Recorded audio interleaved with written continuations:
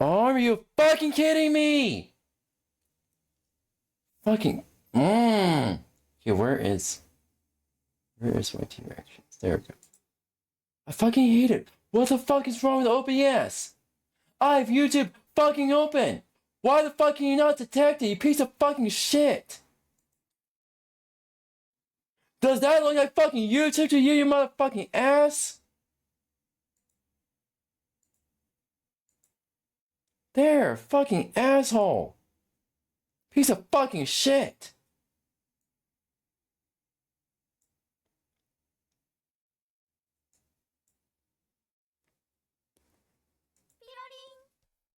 God damn it, this fucking OBS piece of fucking shit. Anywho, welcome. Hello, welcome. How are you doing today? Welcome, everyone. Sorry for that outburst. It fucking work, and then now have to deal with fucking this shit? You know, half the time OBS actually works. You know what I noticed?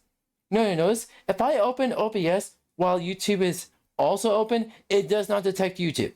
But I have YouTube minimized, open OBS, and then maximize YouTube, then it detects it. I don't fucking understand. What the fuck is going on? Anywho, welcome. I'm gonna do some YouTube reactions and just have just a general chill stream. I just want to relax a bit.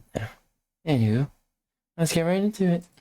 Everything became downloadable content. Want the true ending to your game? That'll be $15.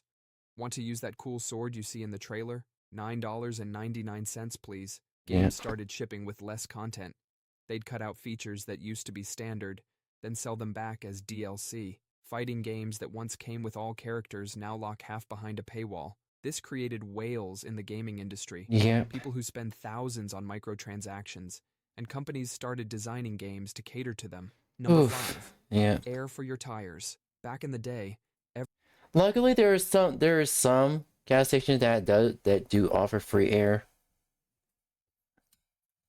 They compensate it by, I think it is like an electric motor, They compensate it by increasing the prices in the convenience store. Every gas station had a free air hose just sitting there, waiting for you to use it. You pull up, fill your tires, and drive away. No quarters needed. But something changed in the late 1970s. Someone looked at these air hoses and thought charging people for air would be profitable. And so, the coin-operated air machine was born. The companies claimed they needed the money for maintenance costs. Meanwhile, California passed a law saying stations had to provide free air if you bought gas. But the stations found a loophole. They made the machines coin-operated and put up tiny signs saying, "Ask attendant for free air." Good luck finding an attendant who knows about this. These machines now charge about $1.50 for a few minutes of air. That's enough time to fill maybe 2 tires if you're as fast as a NASCAR pit crew. Some stations even have credit card readers on their air machines now. Because nothing says modern convenience like paying to inflate your tires with air that's literally everywhere around us. Number 4. Resort fees. Resort fees are one of the biggest scams in the hotel industry. You find an amazing deal, $99 a night in Vegas. But when you get to the hotel, that $99 room is actually $159. Back in the 90s, some genius at a Las Vegas hotel had an idea. Instead of including everything in the room price like hotels had done forever, they would split it up. That way, they could advertise a lower price and then surprise guests with extra charges later. It's like going to a restaurant that advertises $5 burgers. But when you get there, they charge you a dining fee for using their chairs and plates. These resort fees supposedly cover things like the pool that was always free before, the gym you'll probably never use, and in-room safe usage. They're charging you to keep your stuff safe in their own hotel. These fees are mandatory, so even if you never use any of the amenities, you're still paying for them. In 2012, one hotel in Las Vegas was charging a resort fee higher than the actual room rate. Hotels love these fees because they often don't have to pay travel agent commissions on them and they can be taxed differently than room rates. Number 3. Online news paywalls. The Wall Street Journal changed the internet forever in 1996. And this is why here we have ad blockers because of these paywalls. Not only that, But also, we have paywall blockers. Yeah, that's a new thing that actually recently came out. We have paywall blockers now. 6. While everyone was enjoying free online news, WSJ decided to put their articles behind a digital toll booth. The internet was built on free information sharing. It was like a giant library where everyone could read whatever they wanted, but WSJ decided to charge for access, and others quickly followed. The New York Times, the Washington Post, soon every news site had a paywall. These paywalls come in different forms. Some are hard paywalls, where you can't read anything without paying. Others are soft paywalls that let you read a few articles before demanding payment. News sites give you just enough free content to get you hooked before hitting you with the subscription prompt. But this created an unexpected problem. While legitimate news sits behind paywalls, fake news and misinformation remain completely free and spread rapidly across the internet. So while real journalism costs money, false information flows freely. The same newspapers that restrict access still complain about people being uninformed after turning news into a luxury item. Number 2. ATM surcharges. In the early I wonder why. 1990s, ATMs were mostly free. They were owned by banks and placed everywhere as a service for their customers. It wasn't meant to be a profit center. Then independent ATM operators came up with an idea. They started putting ATMs in convenient spots like stores and bars, but with a catch. They charged people for using them. The banks noticed this and realized they could also charge people for accessing their own money. And just like that, ATM fees became the new normal. Today, the average ATM fee is over $4.70 per transaction. That means if you take out $20, you're... At this point, you might as well just go to the ATM that is actually like, I think it was kind of like either a state sponsored or bank sponsored, like at the actual bank. I think there's one select few ATM, like the ATMs that you use like to get to get cash to put load money into like Chime card. Those ATMs are free. Chime, do not start charging ATMs or I swear to God, you're going to be losing customers. And you're going to be losing customers quick. You're paying almost 25% in fees just to access your own cash. Some ATMs in places like Las Vegas even charge up to $10 per transaction. These fees make banks billions every year. We now live in a world where we pay money to get our own money. It's exactly like paying rent to live in your own house. And it all started because one company decided that convenience should come with a price tag. Number 1. The commercial greeting card. And you know what? That's why people who pay for convenience are often more broke. And people who actually take matters in their own hands, like you, like Windows is my workstation. However, I use Linux as my like I have a Linux laptop I use for personal use, just for general web browsing and research and whatnot. And I have to do everything myself. If something goes wrong, I have to figure it out myself. Because I use Arch, by the way. I had to. Anywho, yeah, that's pretty much that. Well, here we go. It's 1843, and Sir Henry Cole, a busy Victorian gentleman with too many friends, has a problem. He needs to write personal Christmas letters to everyone he knows. Back then, not sending a handwritten letter was basically like unfriending someone on Facebook. But worse, looking at his massive pile of letters to write, Henry comes up with an idea. He commissions an artist to design 1,000 cards with "A Merry Christmas and a Happy New Year to You" and fancy artwork. He used what he needed, and then realized he had extras lying around, so he decided to sell them for 1 shilling each. Before this, people just wrote nice letters to each other for free. It was personal, meaningful, and didn't cost anything. But once people realized they could buy pre-made cards instead of writing letters, the greeting card industry exploded. By 1880, companies were printing millions of cards a year. Today, it's a multi-billion-dollar industry. We're spending billions on pieces of paper with pre-written messages because one guy was too busy to write his Christmas letters. Now, we even pay extra for cards that look handwritten or personal. We're paying more for cards that fake the authenticity we used to have for free. That's all for today. I'll be making similar videos in the future. Subscribe to see them. Like I said, people who pay for convenience often end up being more broke than those who decide to just do things themselves.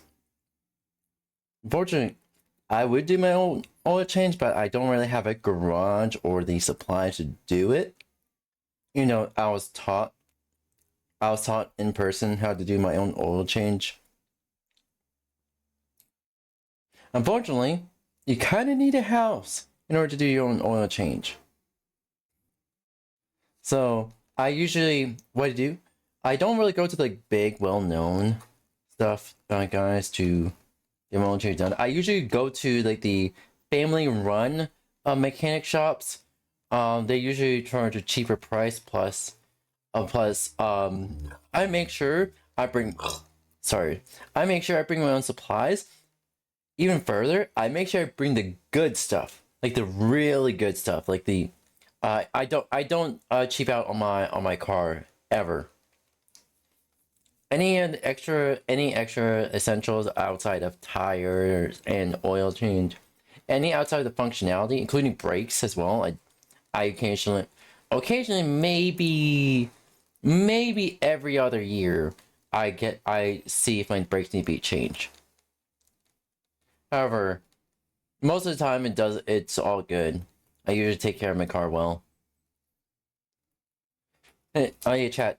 The quickest way to lose your brakes is to brake hard. You never brake hard. You always want to do a soft brake about maybe 300 3 to 400 meters away from the stop sign or the traffic light. That's a sweet spot.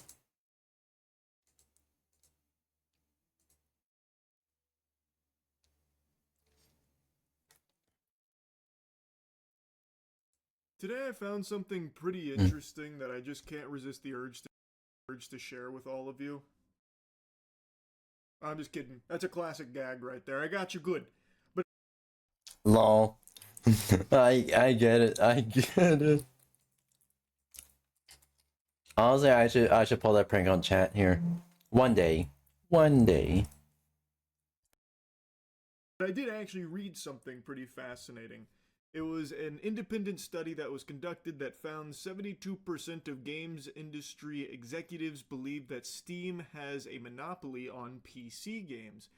And this is an interesting topic and something that I've talked about on stream quite a bit, but I want to yap about this because they're not entirely wrong. Steam is like a diet monopoly when it comes to PC games, but not because they use like monopolistic tactics or anything. They literally just offer a better service than anything else that seems to come up and literally do nothing and win just by being better than all of the competitors that try and enter the market. Developers and players just naturally gravitate towards Steam, and thus they do kind of have like a stranglehold, like nipple clamps on PC games market. So like they do have oomph, and you can make an argument that they're like a soft monopoly, but I think it tells a very interesting story because there are alternatives, there are competitors, they just don't necessarily thrive. So anytime that a new games platform tries to enter the market to compete with Steam, they do their own version, with blackjack and hookers and whatever, and it usually flounders. Like, it usually flatlines pretty quickly because it's just inferior to Steam. Even though Steam has remained largely unchanged for the longest time, it has cemented itself as just a really easy to use platform that's just extremely convenient for developers and players. So a new platform springing up, it's got its work cut out for it. But that's not to say they don't exist, because there are a lot of alternatives. Well, maybe a lot's being a little charitable. There are some alternatives. Some of them are even decent, like GOG. Even though in recent times I've had extraordinarily horrible luck with GOG and getting games to actually fucking work through there, it is a service that is good, but it's not really comparable to Steam or anything. And then there's things like the Epic Game Store, which I think did try and employ monopolistic tactics to compete with Steam. Epic Game Store, I don't know how many of you remember, was trying to like incentivize developers to marry themselves to their platform exclusively, basically trying to have like their own console wars between these platforms of Steam versus Epic Game Store. So they would like steal away developer titles to go to the Epic Game Store through incentives. And it didn't work because Epic Game Store itself is just not a great platform. So people don't like to use it willingly. Very few people choose Epic Game Store over Steam. So it hasn't beaten Steam, and it's kind of a joke that's gotten a lot of resentment because of some of their tactics they've used to try and compete. Whereas Steam doesn't really do any of that. It just kind of sits there fucking lollipop in hand and does nothing and is winning. All these other platforms spring up, and you Let me put this to perspective. Epic Games is like Mario. Has a grip on everything. Its own IP and whatnot. Will strike you down if you try to compete with it in any way, shape, or form. And Steam is like Luigi. Luigi wins by doing nothing. Steam wins by doing nothing. They're one and the same. Usually just run themselves straight into the shitter. So Steam just always prevails in the end. And that does put it in a position where it is like a soft monopoly. Worth mentioning about this study in particular, 75% of respondents were senior managers of C-suite level, with 77% from studios with more than 50 employees. And the study found that for a majority of the studios, Steam accounts for over 75% of revenue. And then they do briefly mention that developers started utilizing Epic Game Store and the Xbox PC Game Store. But again, it's clear Steam is the bulk of the balloons. Yep. It is fascinating because, as I briefly mentioned, Steam doesn't do anything to try and solidify this pseudo-monopoly. Like, they don't have parameters in place to try and force people to use Steam and drive out competition or anything like that. They literally just plant their feet and lat spread and just sit there menacingly, to the point where if you're a developer releasing on PC and you choose not to release on Steam, you are cutting your own nuts off. You are doing yourself a huge disservice in not having your game in front of all of those Steam users. And again, it's not Steam that's doing that and putting that fear of God in you. It's just gamers choose Steam. So if your game's not on Steam, they might not be buying it at all in general. They might not even give it the time of day. Yeah. So like, it's very interesting because again, Steam, at least not to anything I've ever seen, has never really tried to do anything to be a monopoly in the PC gaming space. They've just always been really convenient, like user focused, and like first and foremost,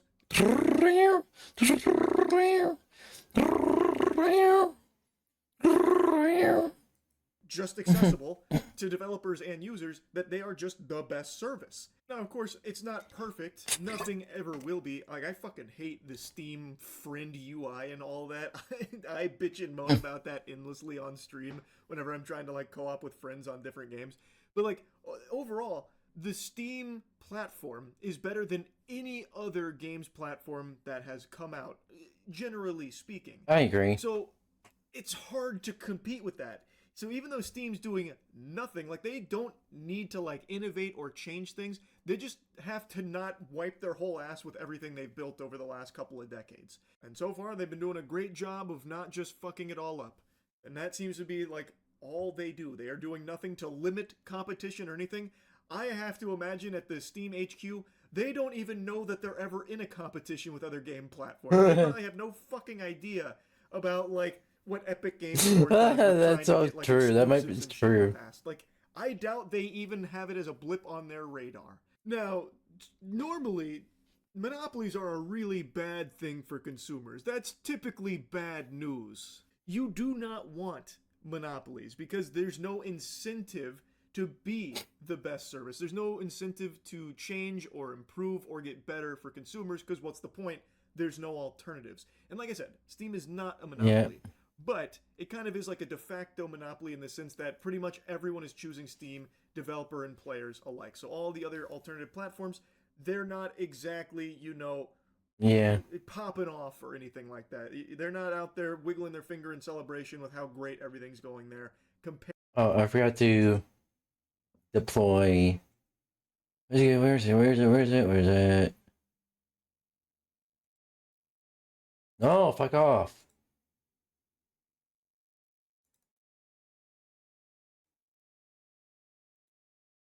Alright. I forgot to deploy stream avatars. I don't know why. I'm not used to stream avatars yet, and that's why I keep on forgetting. I'm trying. It's gonna take a little bit of time for me to get as second nature. Let's connect. Connect. There we go.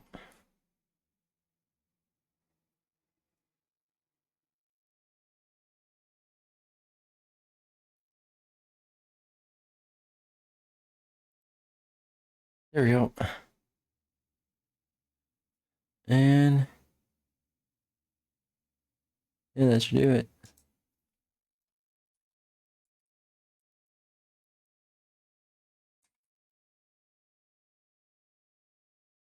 There we go.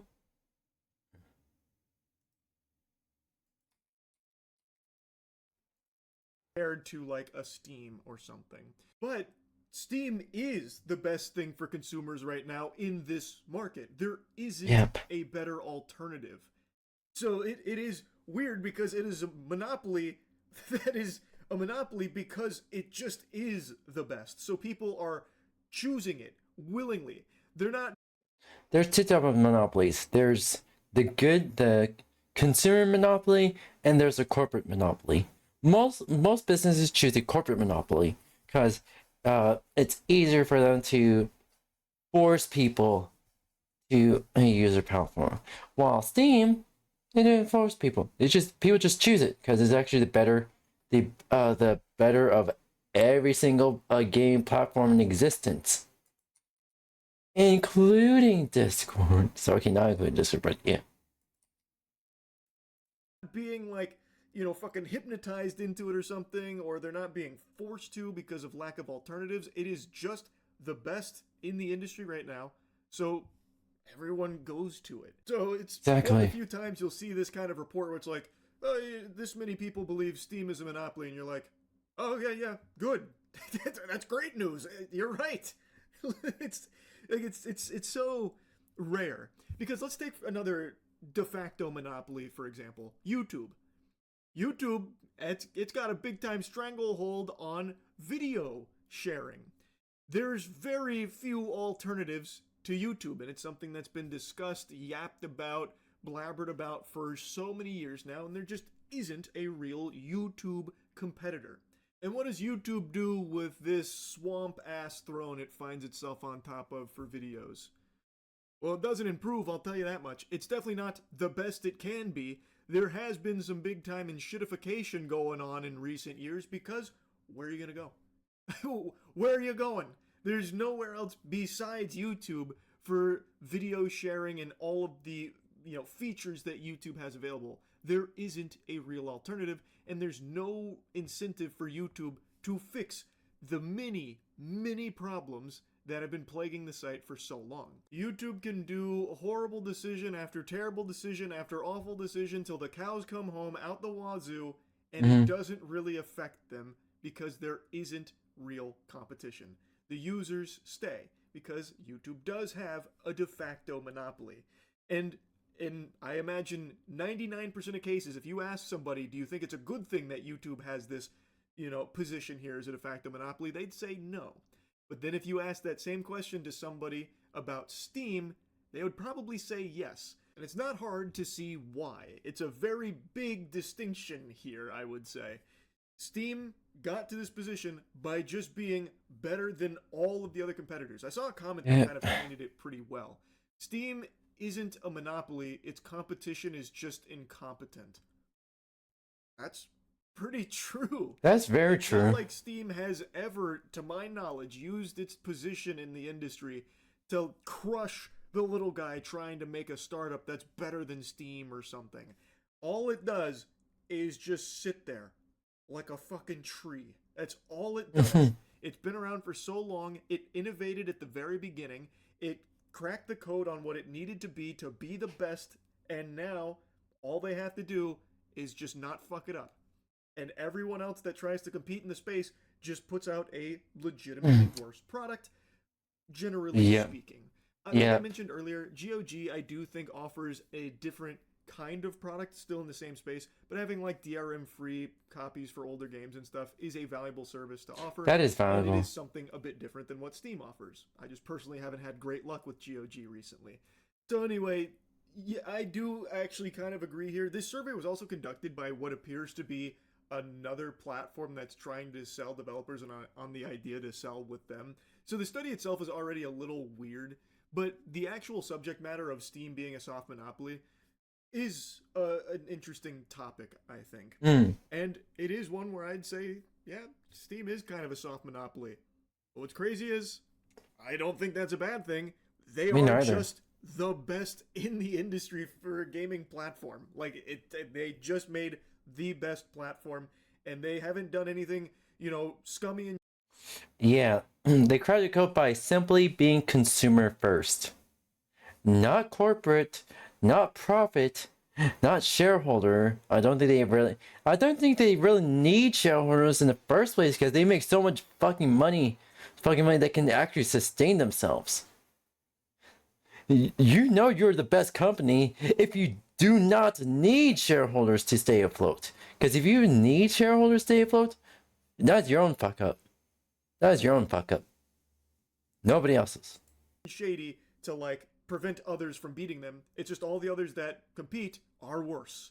So people just go to Steam. Anyway, that's really about it. See ya. Yep.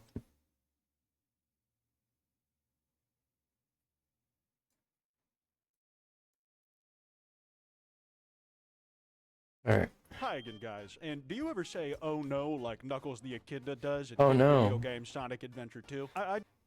I do like from time to time, but I feel like I don't really do it in the inflection he does.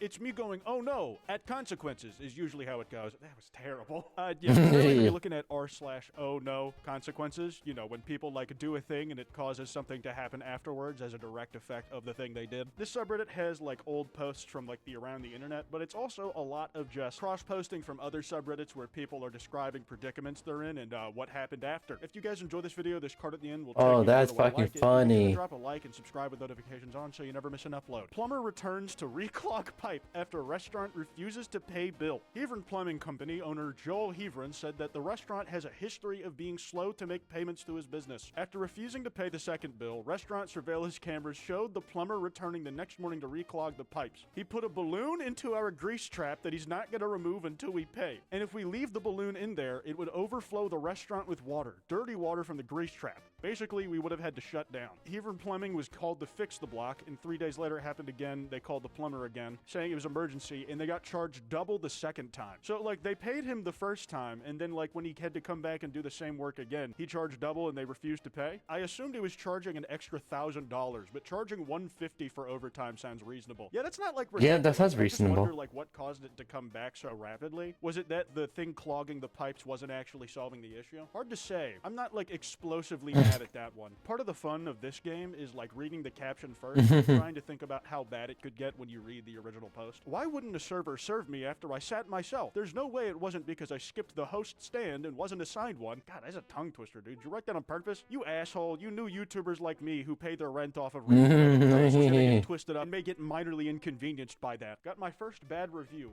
1 star. A completely rude staff. I walked out after being scolded by an entitled child for not checking in with her before seating my elderly parents in their patio. Like, I understand the person leaving the review's perspective at least. Like, your parents are elderly, so you want them to be able to sit down somewhere, but usually it's like a waiting room. We sat for 20 minutes before being told that was why we were being ignored. There are a ton of great restaurants here in blank. Skip this one. They weren't ignored because they sat themselves. They were ignored because no one knew they were there.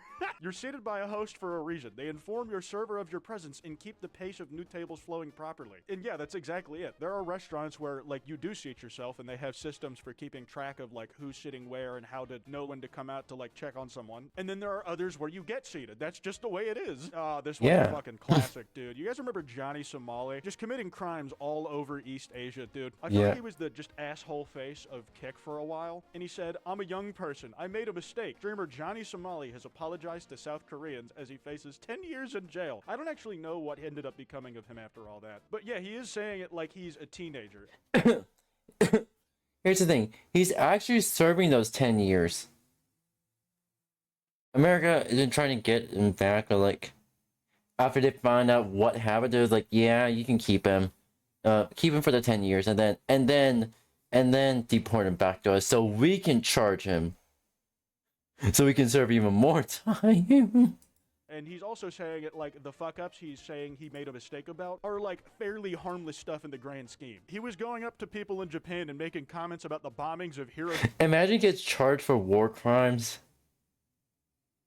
and Nagasaki. He was harassing random streamers and like saying that he was gonna do a bomb threat on a train. And like, to be fair, he did get like the shit kicked out of him multiple times, which was very cathartic, but still. And that's just like what he was doing in Japan a few years back. That doesn't even begin to scratch the surface. Classic oh no consequences Sunday. Lady orders sushi rolls that were not on sale and gets angry she can't return them. I ordered 60 or so sushi rolls because I thought they were on sale, but it turns out to be something else that was on sale. I was really expecting a dramatic reveal right after that, like, oh my god, they were selling like children in the basement. And I'm like, what? But no, he just keeps it pushing. It was something else on sale. But anyways, I was also with my kids, so we were all eating sushi, and then they gave me the bill, and I saw it was over $100, which I didn't have. And since me and my kids hadn't eaten 30 or so of the sushi rolls, I told the waitress I'd give back the sushi for a refund for all the sushi we didn't eat. I'm sorry, how did you expect to, like, return the food? If it's, like, out and open on a plate, you can't put it back and then just give it to a different customer. And if you knew you weren't going to eat, like, all the rolls that, like, the sale was going to get you, why would you even, like, buy that many? I guess to take home for leftovers, but. So then I had to leave my kids at the restaurant and had to drive to the nearest ATM and get enough for the bill? This is not okay. I will not be returning anytime soon. Why couldn't you just bring your kids with you? Like, it's certainly good of you that you were willing to, like, go and get the cash and end up solving the situation, but, like, was the restaurant holding on to your kids as, like, collateral? If so, that's kind of gangster, man. Like, that's a very effective policy, I'll say. 60 sushi rolls for what sounds like over $100 is a steal. Also, does she have like 30 kids? That's a lot of sushi. That's what I'm saying. And I also forgot to mention that I'm rather fond of this subreddit's quirk where the icon for it is Justin Timberlake's mugshot. A few of these are videos where it's almost like instant karma. You get to see the consequences happen in real time and almost immediately. Attempt to push doggo in the water. Okay, who the fuck is still like saying doggo in current year? Are you 12 or a millennial? I should waterboard you so you know what was happening in Iraq. I'm technically a zillennial-ish, because I was born basically between the eras of millennial and Gen Z.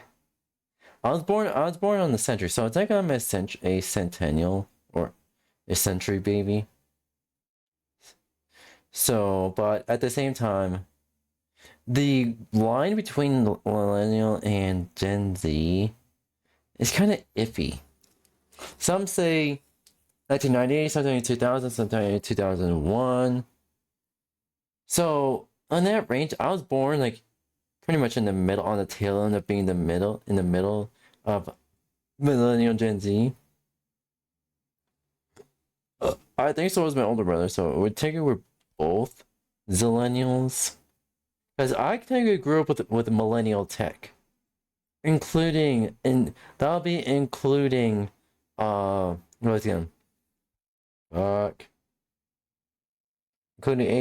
and dial-up. Oh, my brain's so tired. Like, I grew up with dial-up and AOL in my early years, but when I got into my teens, we pretty much moved to Gmail, YouTube, and all that. Oh, yeah.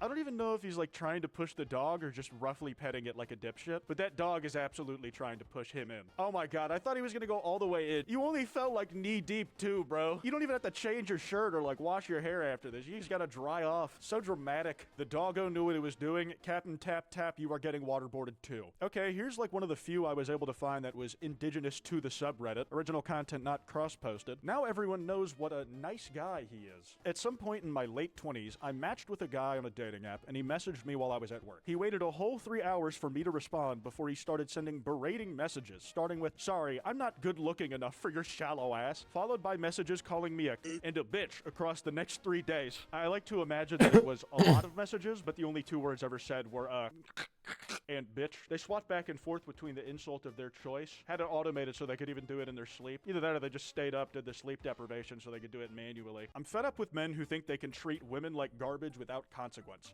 I set out for revenge. It took me a while to find his socials, but I eventually did so and sent a screenshot of his messages to his mother on Facebook Messenger. Oh, dude, that is like some effective shit. Like, you take the way that a dude treats women and share it with like the women already close to him in his life and like, ugh. I didn't get a response, and without being friends with her on Facebook, I couldn't see whether she had actually received or seen my message at all. So I sent it to his sister. She told me he wasn't that kind of guy and was dealing with a lot, even going so far as to say he was her hero. I told her he obviously is that kind of guy to get better heroes. I mean, to her, you're like one random stranger who is like talking shit about someone like who she's probably looked up to for a while. Not saying it didn't happen, but like, I don't think that message from you is going to be changing her mind. I then posted the screenshot in a public post and tagged him in it. This prompted him to send a sniveling apology message via Facebook Messenger, begging me to take the post down. I did not take it down, nor did I respond to his message, so he couldn't tell whether I'd read it or not. Very satisfying. This is absolutely like an r/petty revenge type post. I'm like just generally not about like blasting like your personal business to the public, like unprompted. But I mean, like, it is your prerogative, I suppose. You know what would be even more effective than just putting it publicly? Find his workplace and send it to his boss. Get him fired. It would be better if his boss is a woman as well. HR would be like, "What the fuck is this shit? Why the fuck would you send that? Blah blah blah blah." But yeah. Ooh.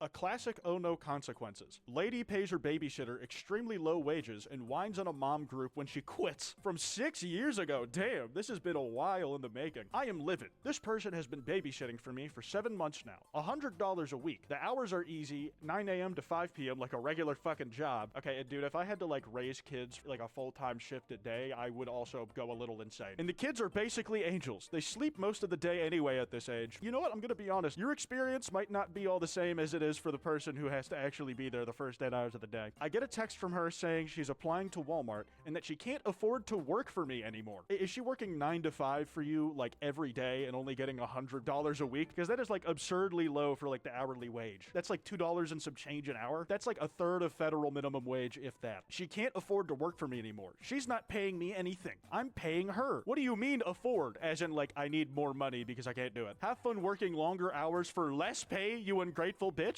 Again, You get more $100 pay. a week, mind you. That's what we're talking about. Typically, a person who does this amount of the like watching the kids, wouldn't they be like considered a nanny? And I'm pretty sure that's supposed to pay a lot better. And now I'm stuck without childcare. All the daycares in my area are super expensive, and every time I have posted an ad on a local buy and sell, people have left really mean comments. I'm getting desperate. I can't believe she'd put me in the spot. This is risking my livelihood. I thought she was my friend. She was risking her livelihood working with you, dumbass. And of course nobody wants. Shoot.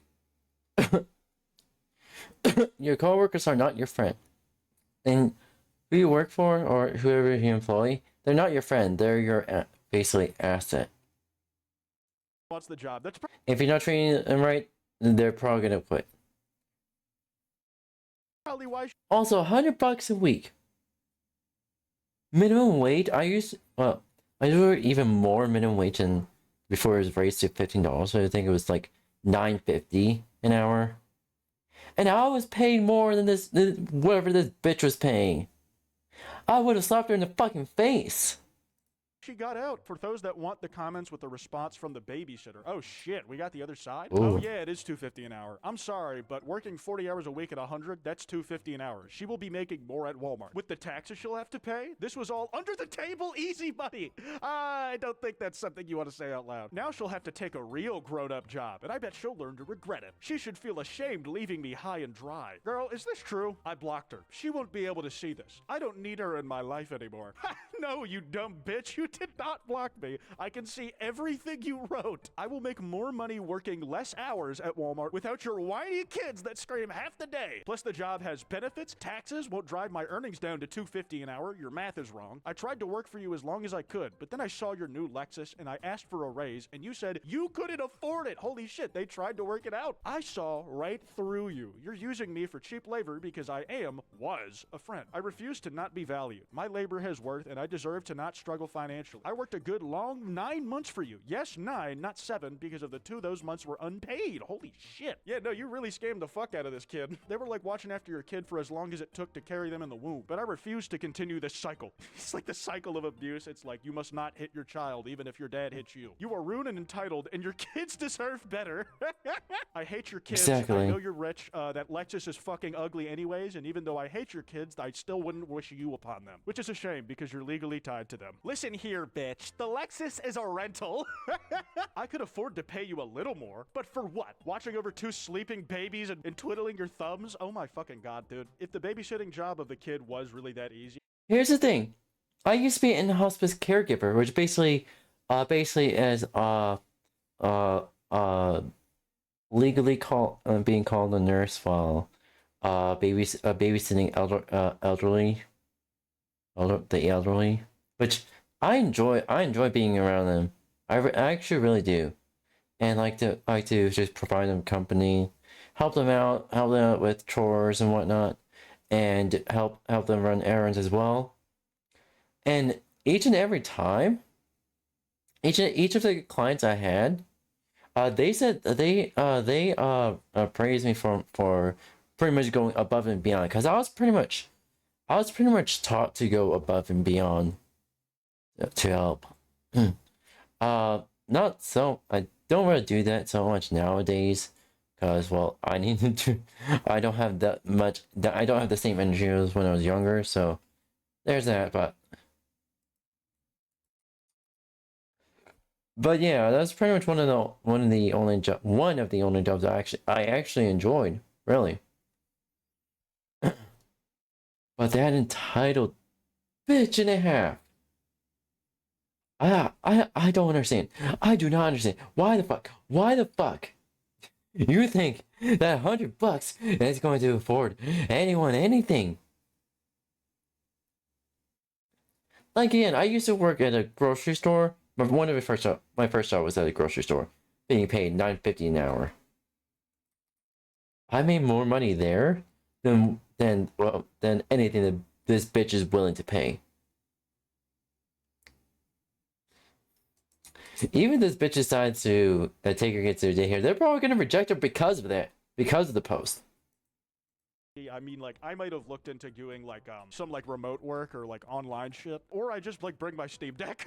Forget it. Have fun working as a cashier on your feet all day. Getting yelled at by your manager for your shit attitude and regretting the cushy job you had here. Where you could watch TV all day and do your online course using our Wi-Fi. Should I send you the bill for that? What about the water usage for when you stay over? Are you fucking serious? Like, are you serious? I send you the invoice? I made you dinner for multiple occasions when you had to stay late. Should I send you the bill for that? I have been welcoming, and you have been greedy. So much for community and friends when all they want is cash. Get the fuck off my page. Good luck getting someone to work for pennies, bitch. Like, you found maybe the one person who was willing to do the work you were asking of them for as long as they did. And they asked for a raise a single time because they did not want to, like, ruin the supposed good thing they had going. And when you can't meet their demands, they go fucking look on the job market. It's pretty simple. That's pretty simple. Pretty much the job market is competitive. Not only for employees, but also employers.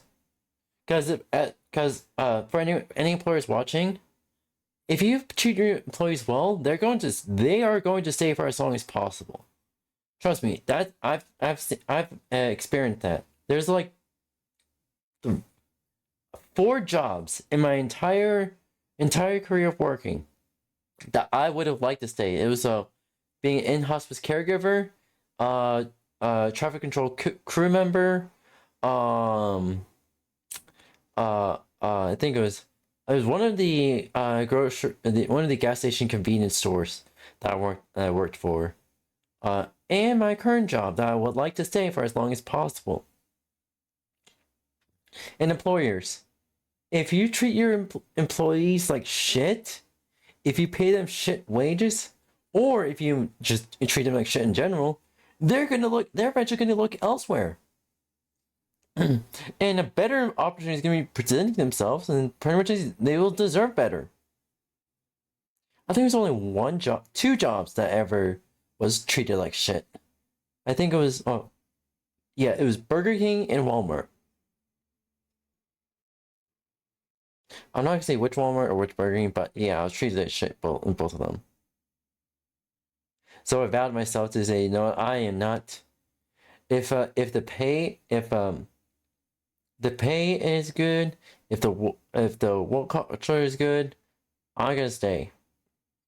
Because nowadays, whenever I go for a job interview, I'm looking around. I'm actively scanning everywhere, seeing how the employees are treated. I could just go right down to business, like, hey, what is your starting hourly wage, and what is your raise after probation period, or do you even have any raises at all? And I also ask the legally binding questions as well. Do you offer a 401k? Do you offer health insurance? Do you have a compounding raise for if employee goes above and beyond?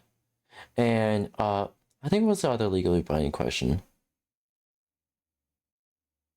Oh yeah, I asked them to show me their proper licenses to see if they're even legal to if they're operating legally. I was like, hey, okay, let me see your OSHA licenses, and let me see your general work safety license, other work safety license, as well as required by state law.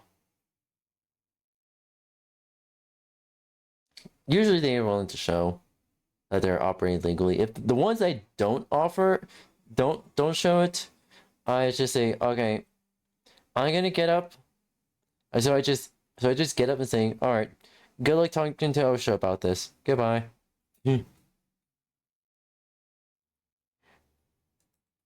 Oh yeah. Usually I just ask for evidence that you'll find. I even one of the random questions that I've recently started asking is, okay, can you show me your fire extinguisher and see if it's at the date, if it's within a usage date and it's not damaged in any way? And that's the key. That's the key portion that I see. But usually when I walk in, I'm looking to see the cleanliness of the establishment. I also look to see if there's any cracks, any leakage, if there's anything that screams red flags. If anything, if I catch any red flags in the establishment, I say, okay, let's just get an interview over with. Say, oh yeah, I'm happy. I hope to hear from you again, knowing that I'm not going to be accepting it because I catch red flags, and there's several red flags in the establishment. There's quite a few job interviews that I went to where I catch that there were several red flags, including as what was it? I think I had a job interview for a Domino's, being for a delivery driver. Two major red flags. So, one, they didn't have their own cars. They wanted employees to use their own cars for delivery. Two, $10 an hour. That's not gonna pay shit. And also three is this big one. This is the really big one. Their compensation for their mileage compensation was so fucking low. My jaw dropped. My jaw physically dropped. My eyebrows. What was it again? My eyebrows went all pissy, basically. And I said, are you fucking serious? Are you fucking serious? And I said, yeah, that's how I feel. Like, okay, yeah, thank you for informing me. He knew, so that manager knew I was already out because of that. They offered me a job anyway. I was like, I already, and by the time they offered me a job, I already had, like, I was hired at, like, a better place, a better compensation, better work culture, whatnot. And, like, sorry, I already got a job, but thank you for the offer. Yeah, if employers, if you're seeing this, your establishment better be good, your work culture better be good, and your compensation for whatever you require better be good, or else you're just gonna pretty much have a high turnover rate. Typing on your phone for a full 5 seconds while driving? Oh, no, this can't be good. And slow-ass single-finger typing, too. Dude, and like the phone didn't even like stay in the screen for her to keep typing on it. Do you imagine it like broke as a result and now she can't even use it? I will say, when you hit even like a curb or some shit, or like you think you may have like gotten into an accident, there is like just this sinking feeling in your gut. I've had it like a few times growing up, so thankfully it was never like anything major, but I can at least relate to the expression she has on her face, just the instant regret of like, oh, I shouldn't have fucking done that. I'm such an idiot. Like the consequences were immediate, but I feel like the lesson got across about as fast as well. I'm just hoping she didn't crash into anybody else, so like she's really the only one who has to deal with that. Okay, this was cross-posted. Man tries to litter, gets consequences.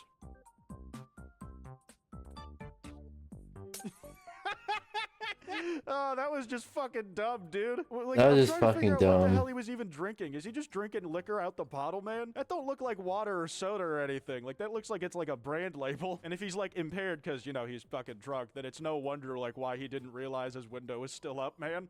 Holy fuck, that's incredible. I want to see it break again. Show me. Oh, Lol. dude. And again, like that sinking feeling, like when you accidentally like do something to your car and it's like, ah, shit, fuck. Was it worth the minor convenience of that, man? Like, it would have been simpler to put it back in the cup holder. It really would have been easier. Trying to do less work, and it ended up creating, like, a bigger headache for him. Oh, fuck no, dude. There's no way this one's real. There's no way. Gee, I wonder why my eyes are so irritated. I've been doing urine drops in my eyes and holding a glass of urine over my eyes for short durations throughout the day. My eyes are getting red and discharging large amounts of pus. I was wondering if anyone else went through this. I am gonna be honest, I don't think a single soul has. At least not intentionally. Like, Hold on.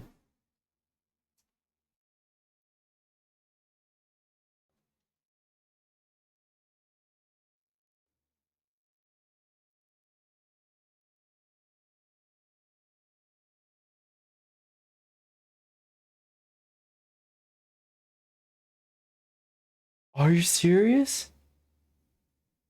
Are you actually serious? Please don't tell me this is real.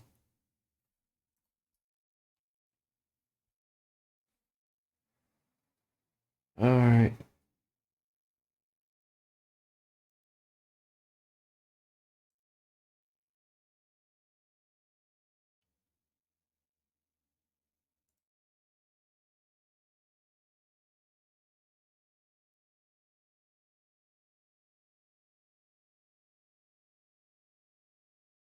I don't understand. Oh, what if I...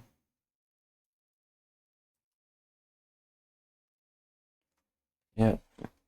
I don't understand. Why? I would expect this conversation to get around where it's like, my eyes are getting red and pus is That's coming out why. of them. Anyone else had this happen? And people in the comments would like be going down a list of symptoms and it's like, have you been putting anything new in your eyes recently? Oh, well, recently I've just been giving them golden showers every single day for What 5 the minutes at a fuck? time. It just jaw dropped to the floor like, I think I found the culprit. And the award for worst censor job of all time goes to Carnivore for autoimmune.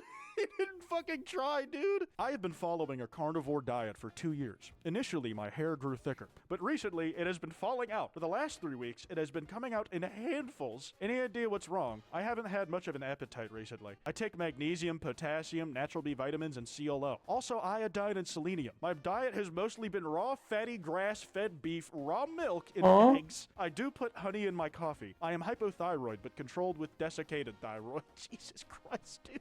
This is so fucking bad. That sounds disgusting. Like, raw meat is just unappetizing to me in general. Exactly. It's slimy and wet and not at all savory in the way that I want it to be. Ah, dude, Jesus, that one makes my stomach rumble. I'm gonna wrap this one up here. If you guys enjoyed that card I mentioned should be on screen. And be sure to drop a like and subscribe and notifications on. Anyways, this has been Quite, and I'll see y'all next time.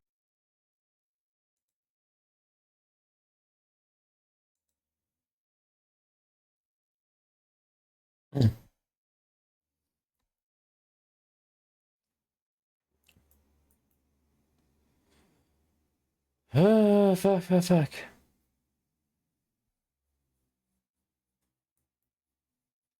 Microform mod. Invisible Sesame. On July 17, 2016, 15-year-old 𝙂𝙚 𝙂𝙚 arrived at Heathrow Airport with her father and friend for a dream vacation to Nice, France. Before boarding, she stopped at a pret-a-manger cafe in Terminal 5 and purchased an artichoke, olive, and tapenade baguette. 𝙂𝙚 had severe food allergies since childhood, particularly... Hi again, guys. And do you ever say, oh no, like Knuckles the Echidna does?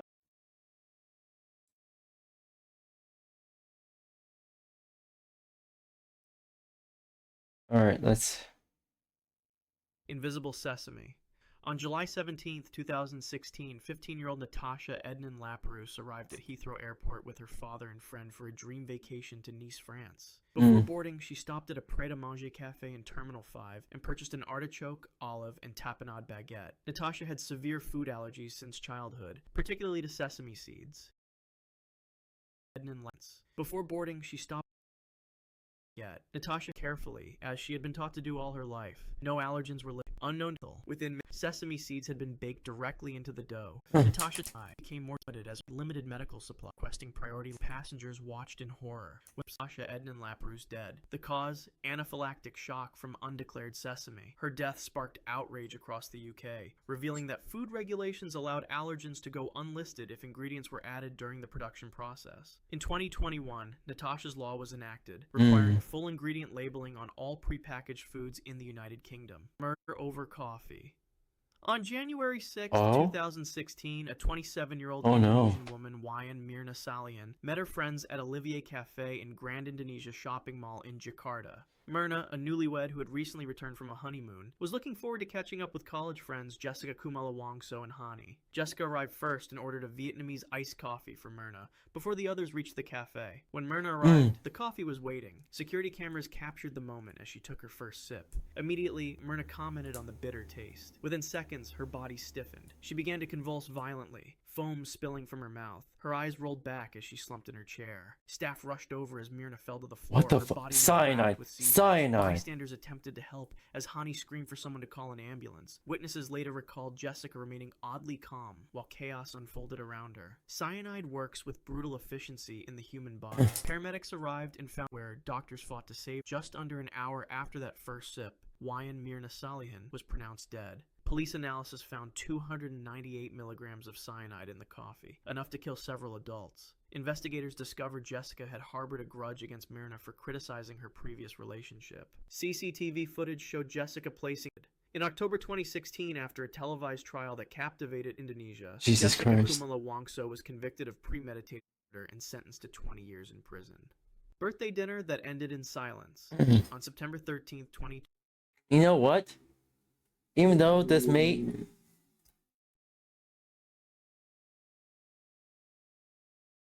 Why are people racing down the goddamn street? I don't understand. This is why I don't drive at night. Because people, stupid people like that, it always makes me scared to drive at night. Even if I need to get something. I'm scared that I'm going to get into an accident because someone else was being stupid. Anywho. I just... Dude, what the fuck? Oh yeah, as I was saying, probably. Oh, excuse me. Hold on, let me bring this. Okay, so probably. I have an idea. I don't condone this government doing this, but I have an idea. What if? What if the same? What if all these criminals, if they ever receive a capital punishment, they should be put to sleep the same way they put others to sleep. It'll be an eye for an eye kind of thing. 21, Chris Russ celebrated his 57th birthday at an upscale steakhouse in Atlanta, Georgia. He was surrounded by friends and family, enjoying the evening he had looked forward to for weeks. Chris ordered his favorite, a thick-cut bison steak, rare. The restaurant was known for its generous portions and quality meat. The meal was going well, conversation flowed, glasses clinked in toast to another year of life. Then, mid-sentence, Chris stopped talking. His hand moved to his throat, the universal sign of choking. At first, those around him thought he might be coughing. Seconds later, his face began to turn red. A friend at the table realized what was happening and asked, "Are you choking?" Chris couldn't speak. He couldn't breathe. A piece of bison steak. Why would you ask, "Are you choking?" If they're choking, fucking help them. Don't be a fucking dumb and saying, "Oh, are you choking?" I'll fucking... Even if I was choking, someone asked me, "Are you choking?" I'd punch them in the fucking face. Am I fucking choking? You fucking dumbass. Roughly the size of a golf ball, had become lodged in his windpipe, creating a complete blockage. One of his dinner companions immediately attempted the Heimlich maneuver. The abdominal thrust failed to dislodge the meat. Chris's face changed from red to purple as oxygen deprivation set in. A restaurant staff member trained in first aid tried next, also without success. Within 4 minutes without oxygen, brain cells begin to die. By the time paramedics arrived 6 minutes after the first signs of distress, Chris had collapsed and lost consciousness. They used specialized equipment to extract the meat, but the blockage had been in place too long. Chris was rushed to Grady Memorial Hospital in critical condition. Scans revealed severe hypoxic brain injury, damage caused by lack of oxygen. For 3 days, he remained on life support while his family maintained vigil. The birthday celebration that should have marked another year of life instead marked its end. On September 16th, doctors confirmed Chris Russ had no meaningful brain activity. His family made the painful decision to remove life support. What began as a simple bite of food had ended a life in less than a week. The medical examiner listed the cause of death as complications of asphyxia due to choking on food. Jelly that killed. On November 10th, You know, the developers of the human body should really fix that oversight. They really should. 2018,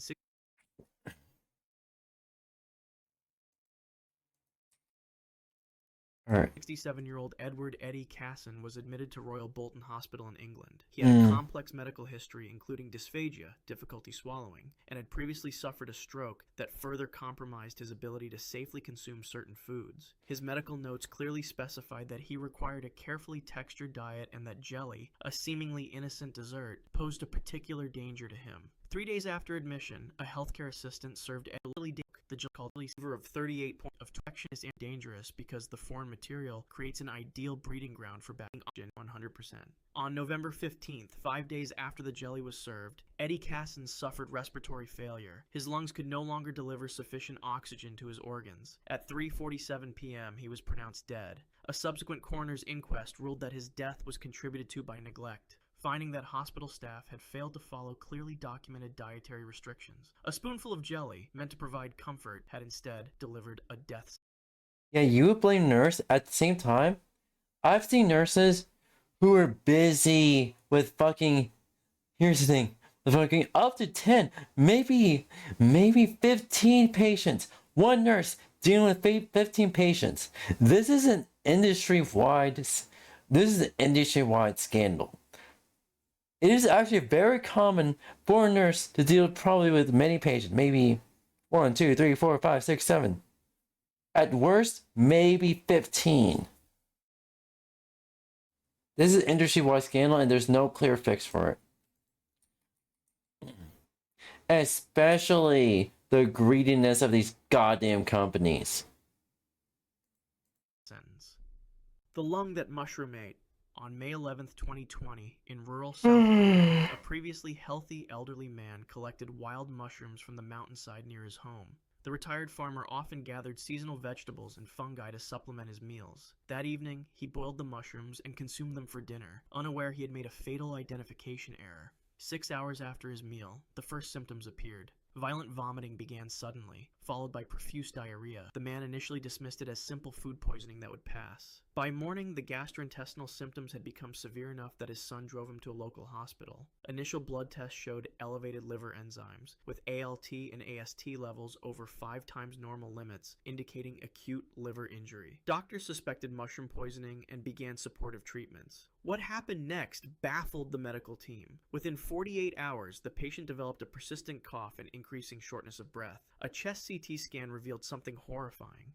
The man's left lung showed extensive consolidation. Areas where the normally air-filled spaces had become filled with fluid. By the 4th day, the lung tissue had begun to necrotize, literally die and decompose inside his body. The toxin was destroying his lung cell by cell. The patient was transferred to a specialized toxicology unit in Seoul. Jesus By day Christ. 6, his oxygen levels had dropped so critically that he required intubation and mechanical ventilation. The left lung continued to deteriorate despite aggressive treatment. Tissue samples confirmed.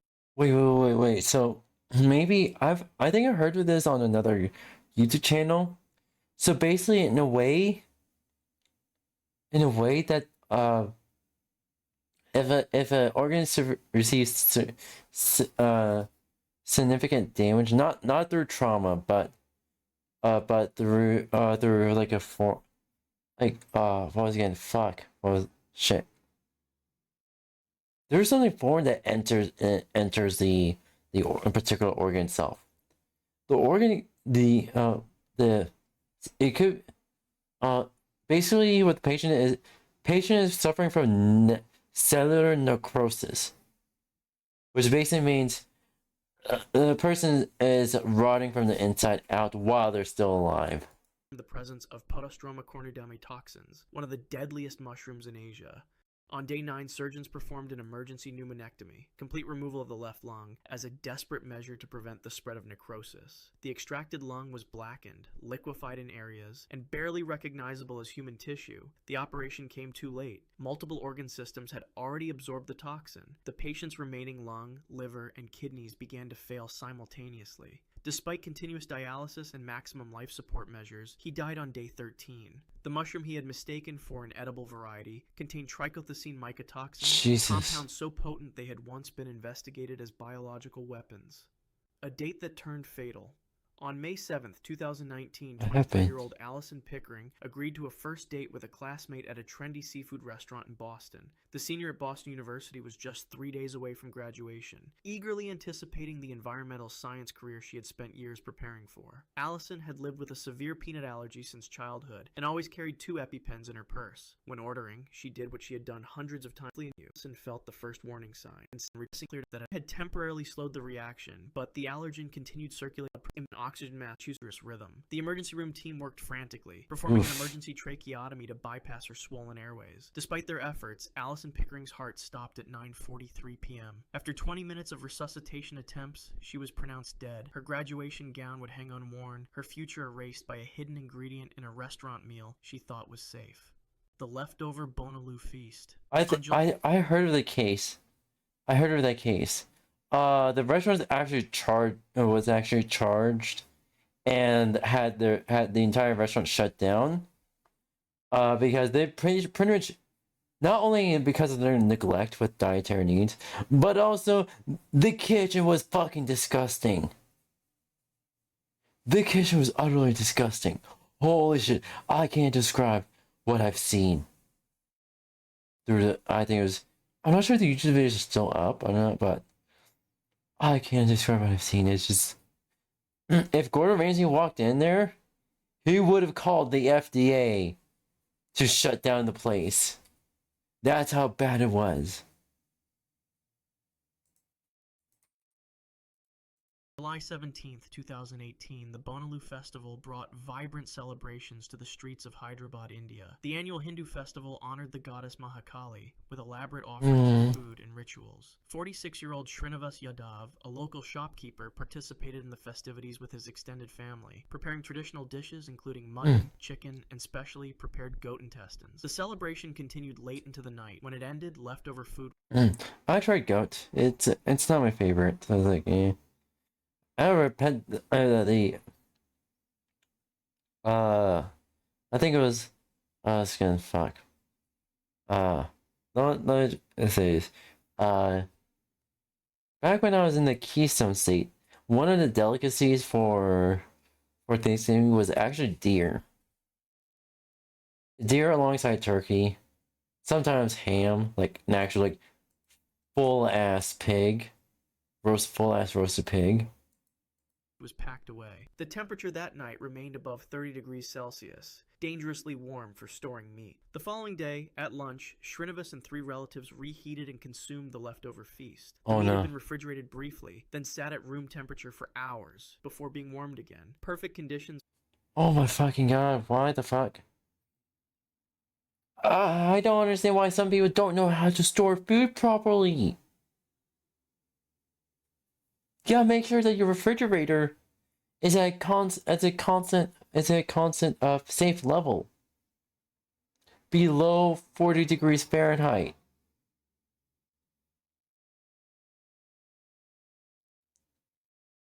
Actually, way below 40 degrees Fahrenheit. 30 degrees is the yellow zone.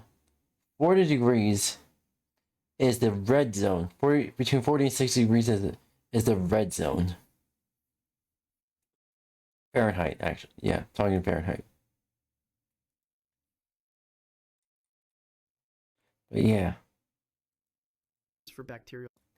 I'm not sure about other countries, but here in America, and temperature for food is measured in Fahrenheit, while temperature in PCs is measured in Celsius, while temperature in the human body is measured in Fahrenheit, while I think it was AC is measured in Fahrenheit as well. What else could be Celsius? Oh yeah, half of the nursing industry uses Fahrenheit, and the other half uses Celsius. So basically half of the nursing industry uses metric system, while the other half uses the imperial system. Yeah, it's all kinds of screwy. Growth. Just 4 hours later, Srinivas experienced severe abdominal cramps. The pain came in waves, doubling him over. Soon after, violent vomiting began, followed by profuse watery diarrhea. His relatives, 2 brothers-in-law and a nephew, developed similar symptoms. By evening, all 4 men were severely dehydrated. Srinivas's condition deteriorated faster than the others. His vomiting became tinged with blood. His skin turned cold and clammy as his blood pressure dropped. Family members rushed all 4 men to Gandhi Hospital around midnight, with Srinivas barely conscious upon arrival. Medical tests revealed Bacillus cereus food poisoning, a particularly aggressive form that produces 2 distinct toxins. One causes vomiting by directly attacking the stomach lining. The other produces a toxin that remains stable even through reheating and triggers dangerous intestinal inflammation. By morning, Srinivas had lost over 12% of his body's fluid volume. His Jesus kidneys began to Christ. fail as they struggled to process the bacterial toxins. His heart rate climbed to 160 beats per Jesus minute as his body fuck. fought to maintain blood pressure. Despite aggressive IV fluid replacement and antibiotics, his organs continued shutting down one by one. At 6:17 the next morning, less than 18 hours after consuming the meal, Srinivas Yadav went into cardiac arrest. Resuscitation attempts failed. The other 3 men survived after several days of intensive treatment. Health officials later confirmed that improper storage between serving and reheating had allowed bacteria to multiply to lethal levels in the festival food. If you want to see more Oh my god, that's what scares me sometimes. If I go to someone's place, I investigate whether their fridge is at proper temperature or not. And if I notice there's food out, and I ask them, okay, when's the last time you put that food in the fridge? If they say I don't know, I tell them I'm not eating it. And here's the thing. I think there's one time I came to work so exhausted and I brought food from work. And I was intending to put it in the fridge. I took some out, eat it. I completely forgot to put it in the fridge. So, and like in the morning, I saw like, oh fuck, it's all spoiled. Let me throw it out. Sometimes all that food went to waste, and like, fuck me. videos like this, click the video on screen. Ah.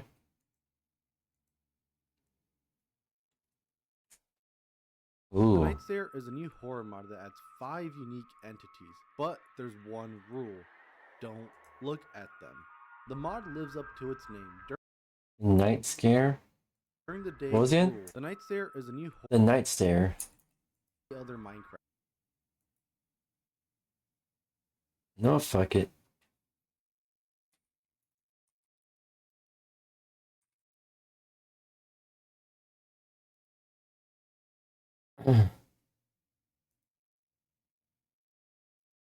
Mandarin.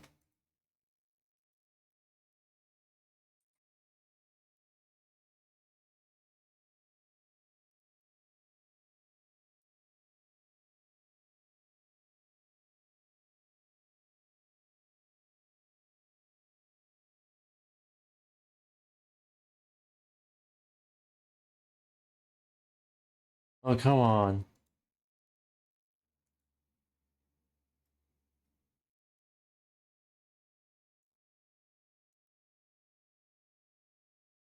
I want to see this. Download Night Stare Forge 1.20.1.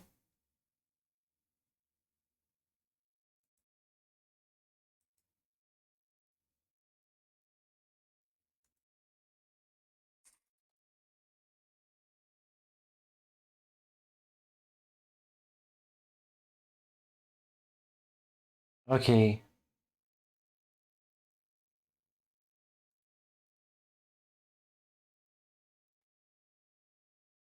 Oh, okay.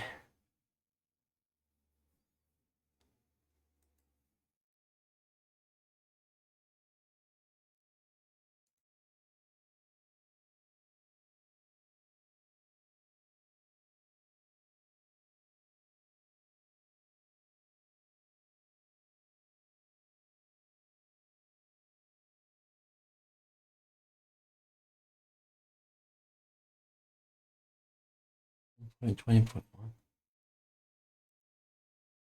Edit. Well, I'm installing that mod.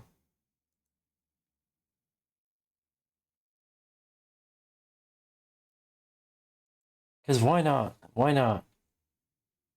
Why not have another version?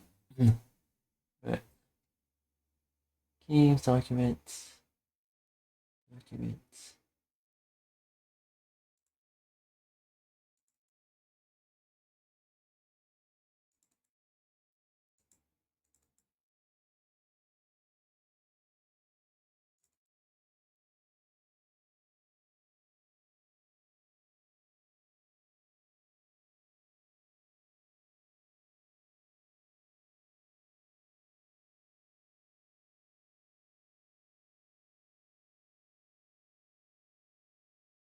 Okay, hold on real quick. I need to use the bathroom real quick.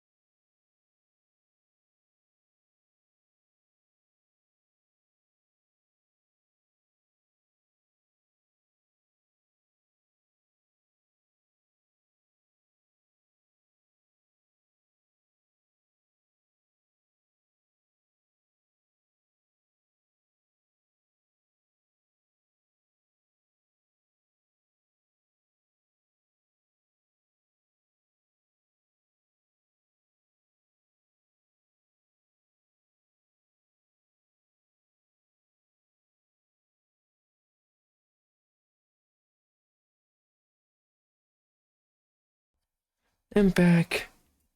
I just need to do number 2.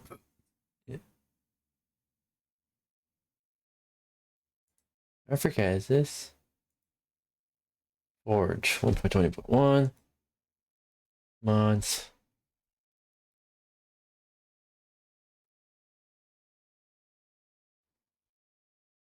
The night stare. Alright, got it.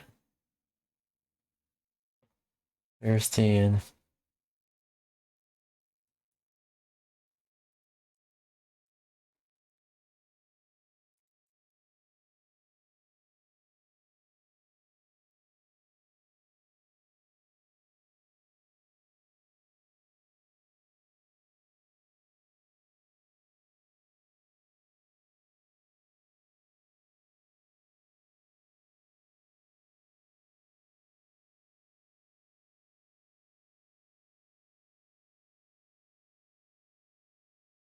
Alright, there you go.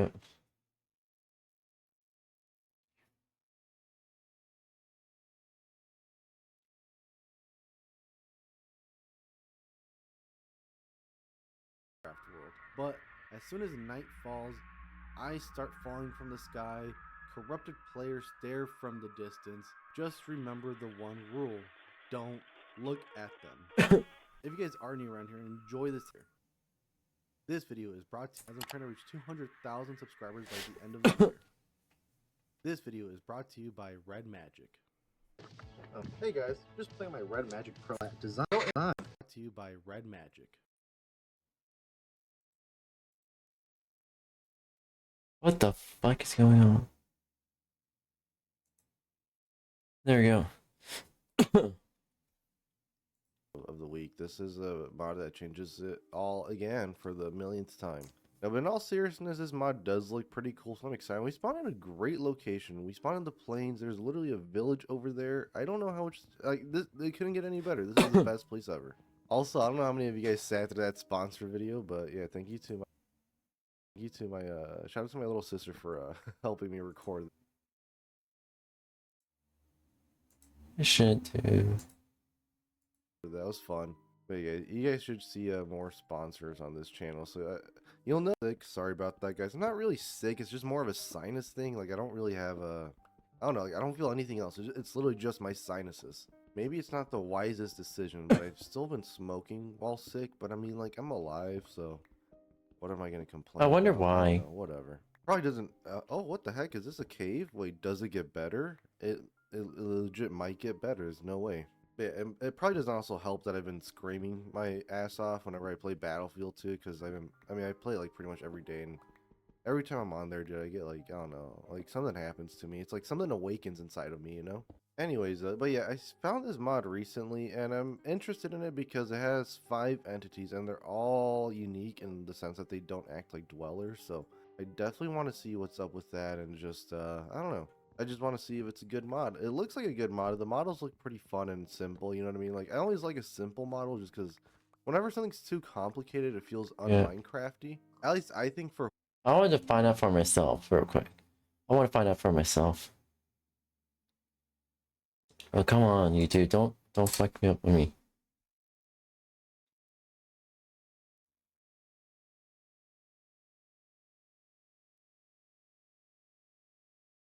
Alright. Alright, help.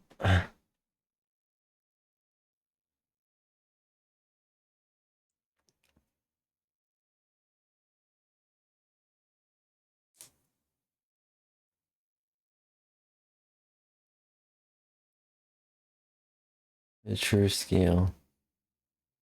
Supposed to be the true scale.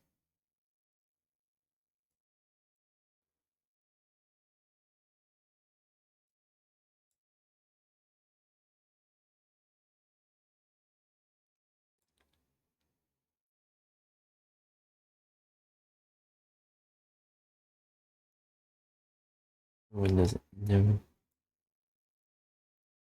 Okay. Okay, let's see what this is about.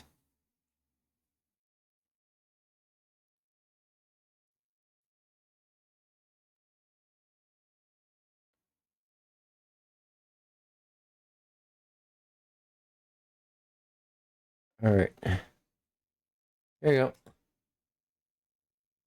Big 4 Ice Caves Incident. On 31st July 2010, the Tam family set out for a perfect day in the wilderness. They were visiting the Big 4 Ice Caves in Snohomish County, Washington. Grace Tam was an 11-year-old girl with a sweet nature and bright intelligence. She walked eagerly with her parents up the 1-mile hiking trail. The Big 4 Ice Caves were one of Washington State's most popular destinations. Thousands of families visited each year to see the spectacular ice formations. When they arrived, the massive walls of blue-white ice were breathtaking. Large yellow warning signs were posted everywhere. The signs clearly stated that visitors should not enter the ice caves. The ice formations were incredibly dangerous and constantly shifting. The Tam family was responsible and heeded the warnings. They settled on a rock formation about 15 feet from the cave entrance. This seemed like a safe distance. Grace sat contentedly between her parents that danger lurked above them, high above the cave several tons. Without any warning sound, the massive ice formation suddenly broke free. It plummeted directly toward where Grace sat with her parents. Grace had no time to react or escape. The sound of impact was tremendous. Grace disappeared beneath tons of falling ice. Her parents were sitting just inches away. Complete strangers visiting the caves immediately rushed to help. They began performing CPR on Grace desperately. Some visitors ran back down the trail for help. Cell phone service didn't work at the caves. They had to drive 7 more miles to call emergency services. Professional rescue workers had to carry equipment up once heroic efforts. It was too late. Grace Tam succumbed to her crushing pelvic injuries. Her small body could not withstand the tons of ice that fell on her. The 11-year-old girl who began the day with excitement was gone. 𝙂𝙚𝙣𝙚 Incident. On the 24th of April, 1930. I believe that after that, they actually have a fence perimeter around the cave system, so no one can actually get hurt like that ever again. A massive explosion shook the hills of New York. It was 5 o'clock in the morning. Workers at the North American Cement Company quarry detonated 7.5 tons of dynamite. The blast was so powerful it could be heard for miles. Shockwaves spread through the bedrock, creating hairline cracks in the limestone. These cracks reached down toward Howe Caverns below. The quarry workers had no idea what they had unleashed. Poisonous gases trapped in the rock for thousands of years began seeping through the cracks. Carbon monoxide and hydrogen sulfide flowed into the cave system. Owen Wallace, a 27-year-old chief electrician, arrived at Howe Caverns for work. John Sagendorf, a 45-year-old company secretary, came with him. The two men entered the elevator and descended into the cave. They had no idea deadly gases were filling the passages below. Wallace and Sagendorf began a routine maintenance work near the Belle of Moscow formation. Wallace worked on electrical connections while Sagendorf checked safety barriers. Neither man noticed the invisible poison building around them. The first symptoms were barely noticeable: slight shortness of breath and mild dizziness. But the gases were attacking their bodies. Their vision blurred and coordination failed. Both men collapsed in the depths of the cavern. The invisible poison had taken their lives. On the surface, the 25-year-old cave guide grew worried. The two men should have returned by now. He decided to go down and look for them. The guide discovered their collapsed bodies near the Belle of Moscow formation. Then he realized something terrifying. He was experiencing the same symptoms: dizziness, difficult breathing, and growing weakness. He abandoned any hope of helping them and ran for his life. Fighting the poison, he stumbled toward the elevator. Each step was a battle to barely survive the gas poisoning. Rescue teams with oxygen equipment retrieved Wallace and Sagendorf's bodies later that morning. Medical examination confirmed both men died from poisonous gases caused by the quarry blast. 10-Mile Pit Incident. On the 20th of March 2002, two young friends decided to explore a cave. Joel Brooks was 24 years old and Josh Allman was 23. They were in Knoxville, Tennessee at a cave called 10-Mile Pit. The cave was located right next to a suburban golf course. A few days earlier, they had discovered the cave entrance with the gate open. On Wednesday evening, they decided to explore deeper, but they made a critical mistake. They brought only a rope and a flashlight, no helmets, no harnesses, no proper safety equipment. 10-Mile Pit had a 75-foot deep entrance with 4 dangerous sections: a 15-foot free drop, a 40-foot mud slope, a 10-foot climb, and a final 20-foot drop to a stream. The two men began their descent into the darkness. They successfully navigated the first 3 sections. Josh Allman was near the top of the final 20-foot drop when disaster struck. He suddenly lost his grip on the rock. In a fraction of a second, he lost control completely. Allman tumbled down the slope, bouncing against rock and mud. He went over the final drop and fell through the air. He landed hard beside the stream at the bottom. The impact was brutal. Brooks called down to his friend from above. Allman responded but was badly injured. He had hurt his shoulder and head and couldn't climb back up. Brooks climbed down to try and help, but 𝙂𝙗's injuries were too severe for him to climb. Brooks made the difficult choice to leave and get help. He climbed back up the 75-foot pit alone. When he emerged, he ran across the golf course fairway. Golfers watched in surprise as the mud-covered man sprinted past. Brooks reached a house and called emergency services. The Knox County Cave Rescue Team was dispatched. Professional rescuers descended with expert equipment. They placed 𝙂𝙗 on a backboard and secured him in a rescue litter. The team used mechanical systems to haul him up slowly. The entire operation took about 2 hours. Finally, they brought 𝙂𝙗 to the surface alive. He was rushed to the hospital with head and shoulder injuries and broken fingers. Remarkably, Josh 𝙂𝙗 survived. Illinois Cave Incident. On December 3rd, 2011, 4 experienced cavers entered a remote... It's a good thing he survived. I'm glad he survived, because holy shit, that is fucking terrifying. Caves are just terrifying to me. They're just terrifying. Not going to a cave. Never ever going to a cave. Can't convince me.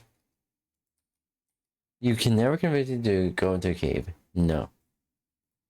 Illinois cave for a challenging expedition. Chad McCain, Todd McCartney, Ralph Sawyer, and Jason Kern planned to explore water-filled passages with dangerously low airspace. McCartney was 44 years old and the veteran who had explored these passages before. McCain was the newcomer to this specific cave system. McCartney wore a neoprene hoodie over his wetsuit for extra cold water protection. The 4 men worked their way toward the water-filled passage in the cave. When they reached their target, they saw dark, cold water with barely any airspace above. McCain volunteered to lead upstream despite being new to this cave. The water was 3 to 4 feet deep, but the low ceiling forced him to crawl awkwardly. He held his helmet in his hand and pressed his face against the rocky ceiling. The airspace dropped to 6 inches, then to only 3 inches above the water surface. McCain hesitated at this dangerous section with essentially zero margin for error. McCartney saw McCain's hesitation and made a fatal decision to take the lead. He moved past McCain and continued upstream into unexplored territory. Oh, no. McCartney pressed his nose against the ceiling, breathing through minimal airspace. Further. The sensation was claustrophobic and terrifying, like swimming through a water-filled tunnel. McCartney continued for 40 feet beyond where McCain had stopped. As McCartney rounded a bend, the nightmare scenario unfolded before him. The passage angled sharply downward with the ceiling dropping even lower. In the bend,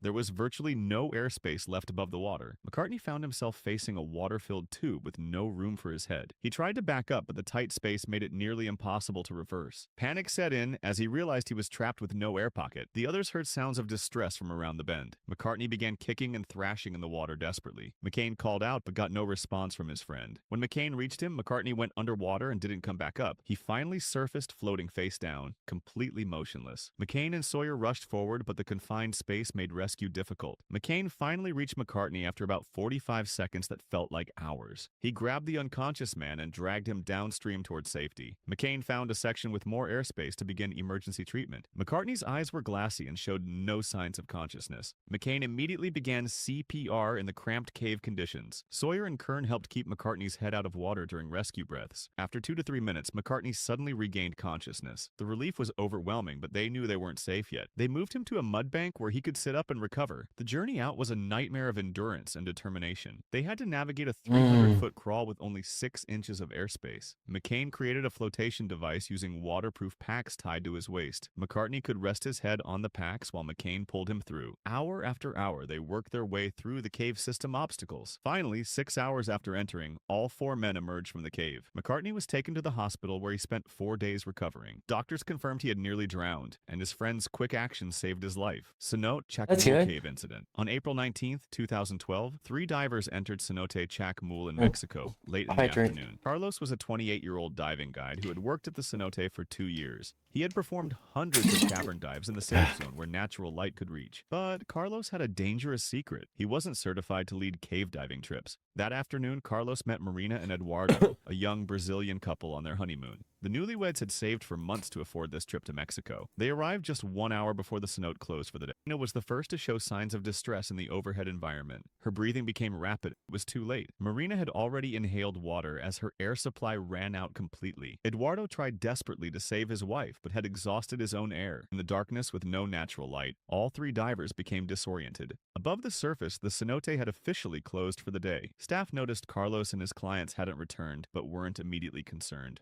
As evening wore on with no sign of the divers, concern grew into alarm. Emergency services were notified and a search and rescue operation began. Cave diving rescue teams were called in with powerful lights and specialized equipment. Shortly before 2 a.m. on April 20th, the search teams made the tragic discovery. The 3 bodies were found deep in the cave zone, Jesus far Christ. beyond the safe area. 𝙂𝙚 Cave Incident. On November 21st, 2021, 16 people entered a cave near Lake 𝙂𝙚 in Panama. The group included 11 locals from Panama, 1 Canadian tourist, and 4 friends from Venezuela. Their guide had been leading cave tours for over 10 years and knew the caves perfectly. The group put on their headlamps and entered the cave entrance for what seemed like a routine tour. Everything started perfectly as the guide pointed out incredible rock formations. But while they were underground, dangerous weather was developing above them. Heavy storm clouds were rolling in fast, carrying massive amounts of water. When it rains hard above ground, all that water flows down into the cave. He was hearing the rushing water. Above ground, the storm was pounding the jungle with devastating force. The guide started yelling instructions to follow him toward higher chambers, but water was pouring in everywhere, slicking on each gate, a treacherous section. But the cave floor was so when Group tried to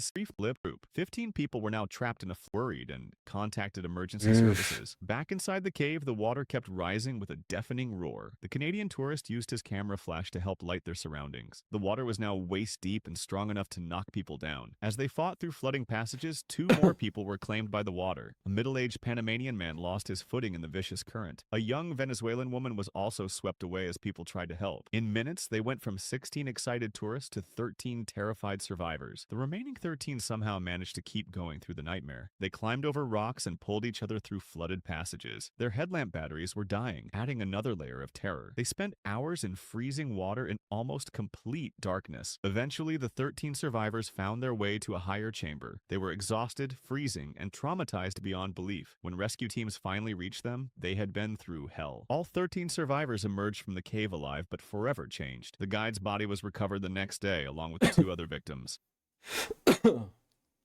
Oof. What if you lived on Mars 1 billion years ago?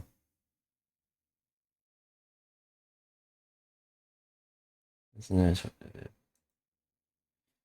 Alright, let's continue.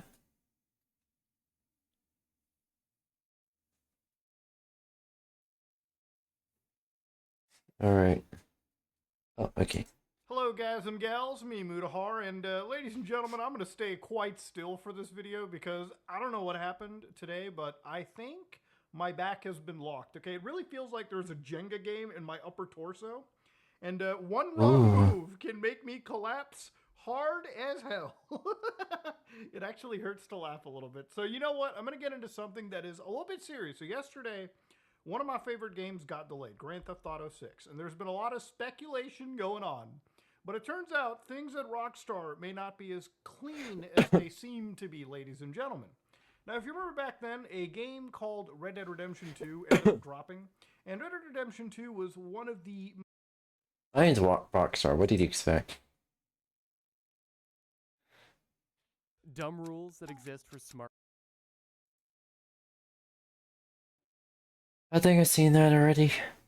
Most people think they know Windows, XP, 7, maybe a or Microsoft apart. The lost versions of Windows you never knew quietly rewrote the future. Why were these revolutionary Windows shuttered? And what really, even what project it belonged to? Description but understood. Under the hood, OFS worked more like a database of projects that tried and struggled to finish what Cairo had started. Was circulating among Juarez groups and beta collectors. The AI voice is what threw me off, so yeah. Scientists finally did it. They've discovered life on Mars. Maybe. To fully understand what they've found and what this discovery means for you, well, let me take you back in time. But I'm not just going to take you back 1 billion years. We're going to start much, much further. It might have been a better location for life to take hold than Earth. And maybe it did have living organisms on it. So let's start at the beginning. And by that, I mean the beginning of the planets in our solar system around 4.5 billion years ago. Well, I actually have bunch of dirt and stuff. You can't see anything without a proper microscope. So honestly, disappointing. Very disappointing. Yeah, that appearance was disappointing. It's true, even though this recent discovery was the best proof of ancient life on Mars, Yeah. it's very unlikely that life was anything but microbes. Hold While on. I perseverance want to try. has I need to hydrate.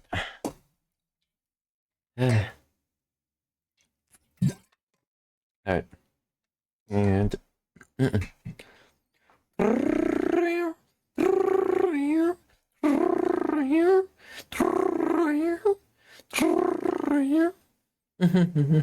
collected a number of samples, we still have to get those samples back to Earth so we can study them properly.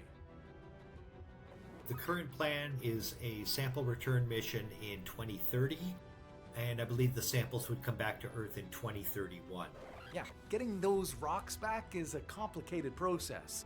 NASA is looking at sending a whole team of robots to get these samples and bring them back to Earth on a European Space Agency orbiter.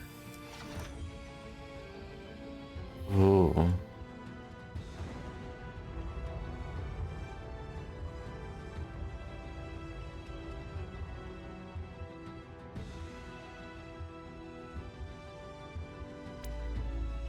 But until that happens, we won't know for sure if there was ancient life on Mars.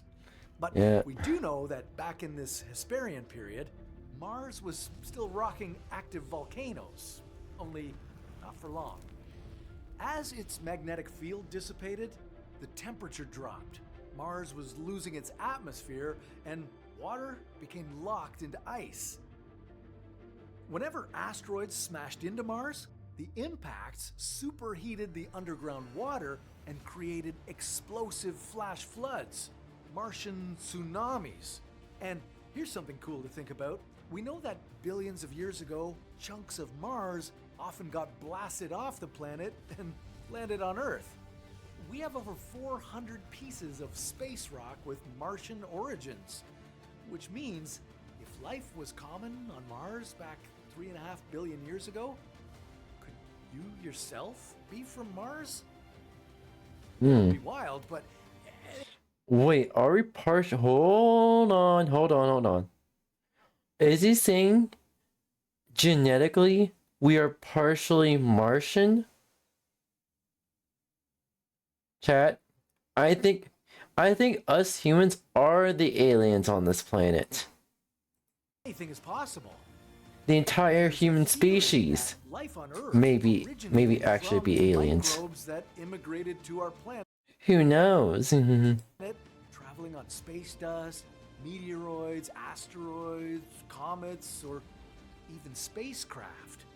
Now, Earth didn't see the first multicellular animals until about 800 million years ago, and those were just sponges. But they could be sponges from Mars.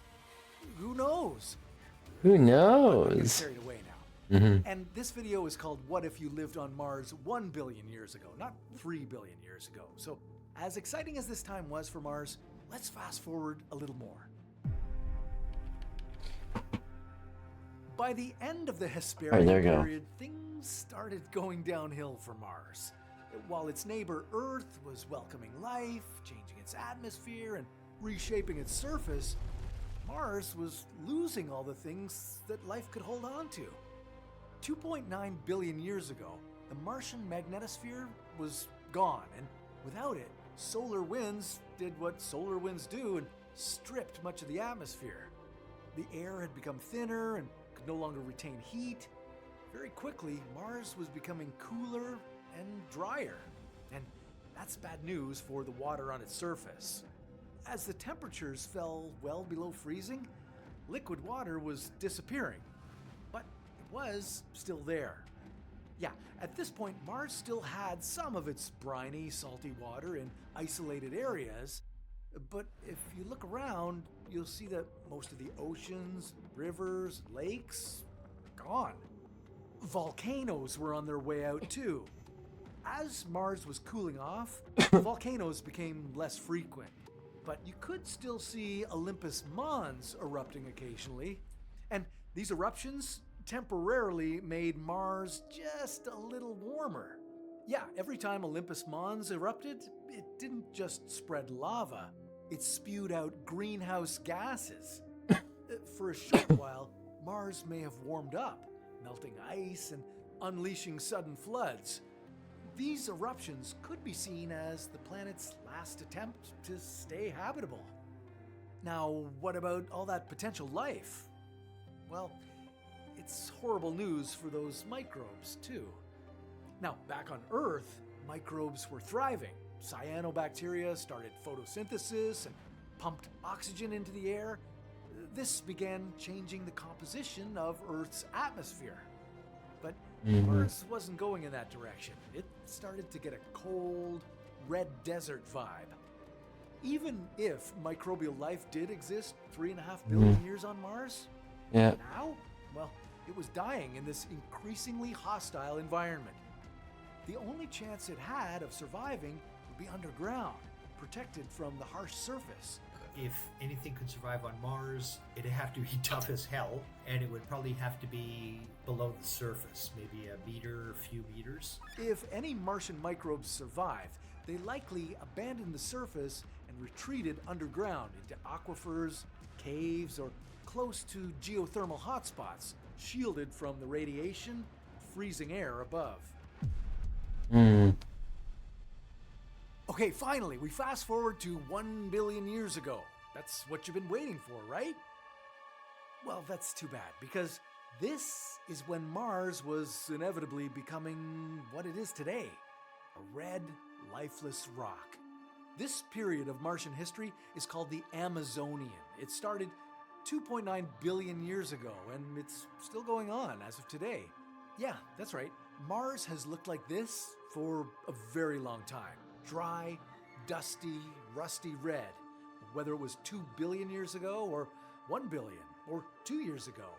If you lived on Mars, life would be the same.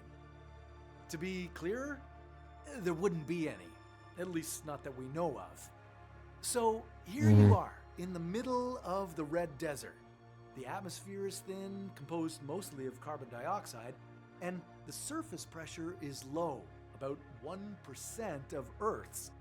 Surface water doesn't exist, or if it does, it doesn't last, it vaporizes. Plus, it's freezing. By now, the average surface temperature has plummeted to about minus 60 degrees Celsius. That's negative 76 degrees Fahrenheit. But occasionally, Olympus Mons erupts and warms up the surrounding area. If you don't know, Olympus Mons isn't your average volcano. At about 22 kilometers or 14 miles high, it's the largest volcano in the solar system. Yeah, 3 times taller than Mount Everest and about the size of the entire state of Arizona. It started forming 3.5 billion years ago. For billions of years, it was growing, turning into a giant. It was able to do this without any interference because Mars doesn't have plate tectonics beneath its crust to move this mountain around. And 1 billion years ago, it was still active. Not as active as in its best years, but it wasn't dormant. It spewed lava for hundreds of kilometers and reshaped and warmed the Martian surface around it. Back then, it could have been a Martian's last resort.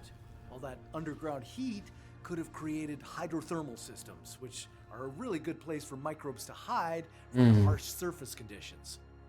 Today, Olympus Mons is silent, just a giant pimple on the Martian surface, one that's visible from space. I had one of those before senior prom. From this point on, Mars didn't change much. Now, without an atmosphere or water, its surface is primarily changed by erosion, some late-stage volcanism, and lava flows. Strong winds also shape Mars, creating sand dunes and flattening the plains. There could be underground water, but no oceans. And here and there, there's faint evidence of life, like these leopard spots on rocks that shouldn't have spots. You know, the search for life on Mars is going to get harder as time goes on. The spacecraft we send now, we decontaminate them as much as we can so that if we do find organic molecules or possible biosignatures, we're pretty sure that it's not contamination brought from the Earth. But once you start sending people up there, I mean, we're just bags of microbes and germs, right? So once we start sending people up there, finding unambiguous signs of life is going to be harder because we're not going to be sure that it's not contaminants that we brought ourselves to Mars. That is true. Mars actually. Oh, look, storm's coming. That's not ominous at all. Maybe one day you'll set foot on Mars. Oof. Build a base, grow some potatoes, and try your best to last longer than 5 seconds here. But That's true. a story for another. What if?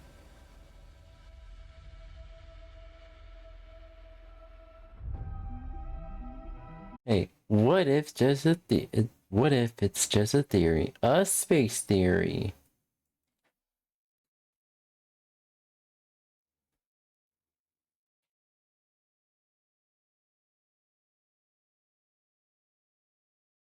Anyhow, come on. Nope. Nope. Oh my fucking god. Can you open? Thank you.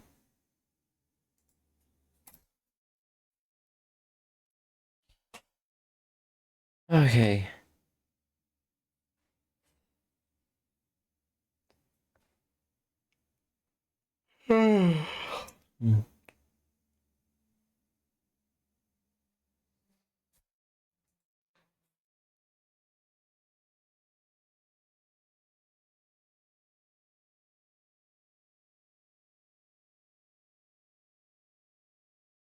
Okay.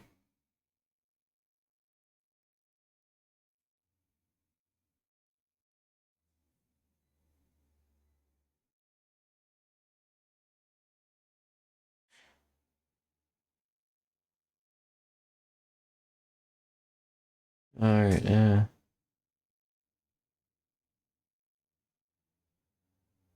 why don't give me that?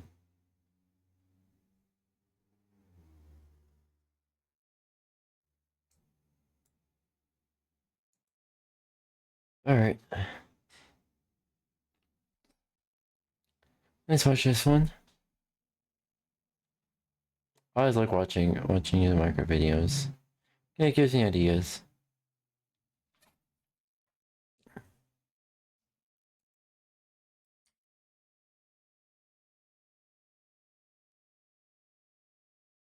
Minecraft 1.21 has a satisfyingly perfect 64 biome types. That's 53 in the overworld, 5 in the nether, 5 in the end, and 1 void biome. Most overworld biomes have a huge variety of easily accessible resources to make progression fun and interesting. Today, I'm attempting to beat Minecraft in a world type full of challenging terrain blocks, no natural food items, and constant hostile mob spawns. This is a Soul Sand Valley world.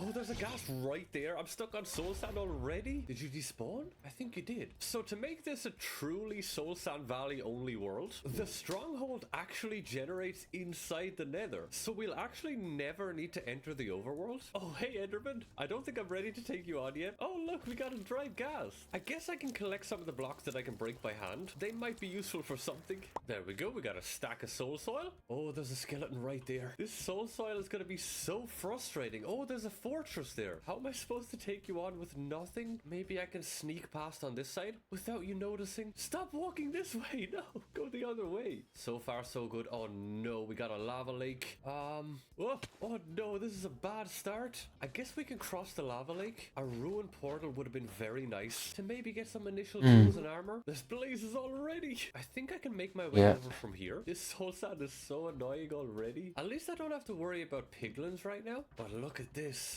We made it. There are so many wither skeletons. I just want to find a chest. Go, go, go, go, go, go, go. Oh, that's a lot of mobs. Ow. Climb. Oh, no. Oh, no, there's more. Oh, no. No. Maybe I can see if I can find a chest before the wither gets me. Oh, I survived. Oh, no. You didn't. I can at least make a staircase for myself to make dying a little bit easier. Okay, I just want to find a chest in this place. Is that too much to ask? Oh, I think I need a better strategy for this. Oh, they are so accurate. It's not fair. Okay. Lol. Nowhere is safe. Oh, I don't like it. That's a spawner. I'm literally building up to a spawner. That is not the right location to be. No. Okay, let's go again. Let's try and get in through the fence posts. Those enclosed areas are where we can find fortress chests. Oh no, Yeah. there's a skeleton already. We're not even in the fortress. Okay, let's just break in through the fence posts. Oh, no. Okay, the Already? right now is maybe prepare our bridge for when we need to come back here. At least now I don't have to deal with the soul sand getting here. Jump scared me so bad. Okay, this is the time. Okay, yes, we got a chest. Oh, Okay. Chest plate. Nice. Okay, I'm gonna take the chest. Let's block it off so we know where we are. Another chest. Let's put that armor on. I need water. Oh, we got a sword. I still don't have any protection from blazes. Let's get back with this stuff. Let's see. Oh, I did. No. Rejuvenated. What a fail. Let's go home. Oh, look, I'm so glad I put that there. And I hope that we don't get sniped on the way back by the blazes. Okay, we can set up a double chest. Let's put everything in the chest. And we can do that. It is so nice to be able to respawn. Round 2 in the fortress. I want to try and fully loot this thing. Oh no. I should have brought that sword. Okay, we're a monster hunter. Do you want to give me a sword? No, just bones. That is, that's a dead end. I don't think it's supposed to be. That is weird. Oh, we have a system. What is with the piglins getting in front of me like that? It's like they're looking for an excuse to attack me. No sword? Whoa, 4 diamonds. I don't have a crafting table though. Okay, that's a dead end. I think I might have gotten all of the chests. Oh, whoa. Let's not go that way. Did I check that? Oh, no, I didn't. Whoa. Oh. Let's head back with the stuff. Next time we're going to bring a sword with us. But that is really great. Oh, I can't run. Nobody follow me. There we go. Now I'm feeling a little better. Oh, I didn't take any blocks with me this time. What am I doing? Oh, another chest. Oh, more gold. What am I supposed to do with all the horse armor? Not sure. So much better. I hit the piglin. No, I hit the piglin. I'm so sorry. Oh, I got some rotten flesh. I think we've pretty much looted this whole place. What is... Whoa, look. I see a fortress. I mean a ruined portal. Are we chill? Yeah, okay, good. There we go. Oh, it is enormous. Look at the size of this thing. Okay, nobody's gonna snipe me, right? We can head down and check the chest. Whoa! I have so many chest plates. Oh, no. Oh, this place is not safe at all. Oh, look at this loot that we have. Wow, this stuff is great, but we still need a lot better stuff if we want to actually try and beat the game. I don't want to get too far away from my spawn. Let's try and take another direction. Let's see if we come across anything. Oh, there we go. My health is so low again. I guess we could just focus on making a pathway over there. This thing is much further away than it looked. Traveling with no tools in the nether is not easy. Ah, no. No! What a fail! Not having a shield is a big issue. No! I just want to reach my way over there! No! Oh, Lord! I might as well just let it happen. Okay, but at least we basically have a way there. Ooh, let's keep him a little bit of distance. Oh, hey! Do not jump down. I don't even know where the chests are. Oh, no. No. I tried to make it safe. Gone too far yet. Oh, you need to... Nintendo has been turning into a company that only cares about money. With record high prices, mediocre games, and a progressively less friendly company image dividing their fan base and posing the question, what happened to the version of Nintendo that cared about their customers? Exactly. Well, in this video, I'm going to discuss where Nintendo went wrong. Out $70 games, but they also took advantage up the price that you would have paid for both games originally on the Wii, which is $50 each. It totals out to $100. And with that bundle, there is a bit of depreciation here. The games are less money than they were originally on the Wii, so that's a good thing. The issue is that Nintendo is selling these remasters separately for $40 each on the eShop, which is only $10 less than the original price on the Wii. But Nintendo's pursuit of money doesn't stop at games. actually told Nintendo that the terms of this EULA are questionable under Brazilian law. But now I want to discuss who or what turned Nintendo into such a greedy and entitled company.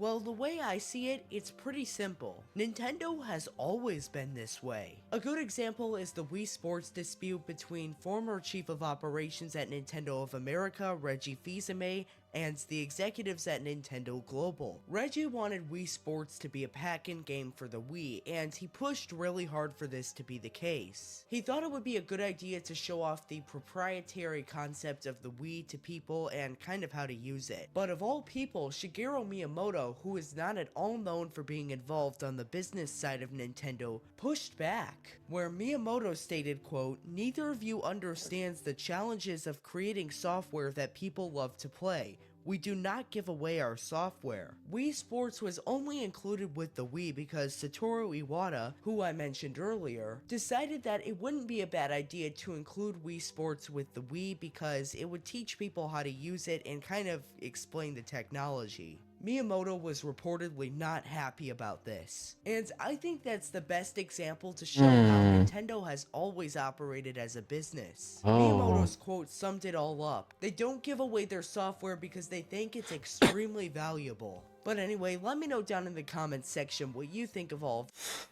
of Honestly, Nintendo is a company. Of course, companies gonna be greedy. Not always from the start, maybe, because I know what. Remember, back in Nintendo's humble days, they started as a trading card company. As soon as they saw that they were making profits, that's when they got greedy. The second they made some profits, that's when they got greedy. No, it's two things. The second they made profits, and the second they made the decision to make more money. That is fucking greed. Steam's making profits, but Steam decided not to make more money. So, the outside of the Steam Deck, outside of the Steam Deck, which is, well, I respect Steam, and Steam VR. Outside of those two, Steam decided not to pursue making money in outside of that. So, I respect Steam. Anywho, I think what the fuck?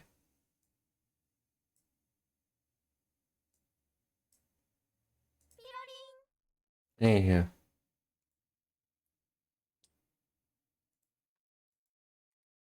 there we go. I just want to say that it's been a chill stream. Obviously, if you see, I'm a bit tired. I'm a bit tired from work, but yeah, it is what it is. That being said, I just want to say that thank you everyone for joining today's stream. My name is Brandon Blitz. I'm a variety streamer. I stream lots of video and chat suggests me, as well as I draw art, I do coding. I will get back into coding chat, I do promise that. Probably, let me give myself a date. Let's see. Friday. Sunday, maybe Sunday, like, Sunday after, like, because remember, I do 2 hours, like, doing 2 hours of Halo, 1 hour break, 2 hours of Minecraft. Maybe I'll do 1 hour of coding. I'll just light coding practice. Yeah, 1 hour light, not anything getting big into, just very light coding practice. Yeah, maybe I'll do that if I remember. With that being said, thank you everyone for joining today's stream, and thank you everyone for watching today's YouTube VOD.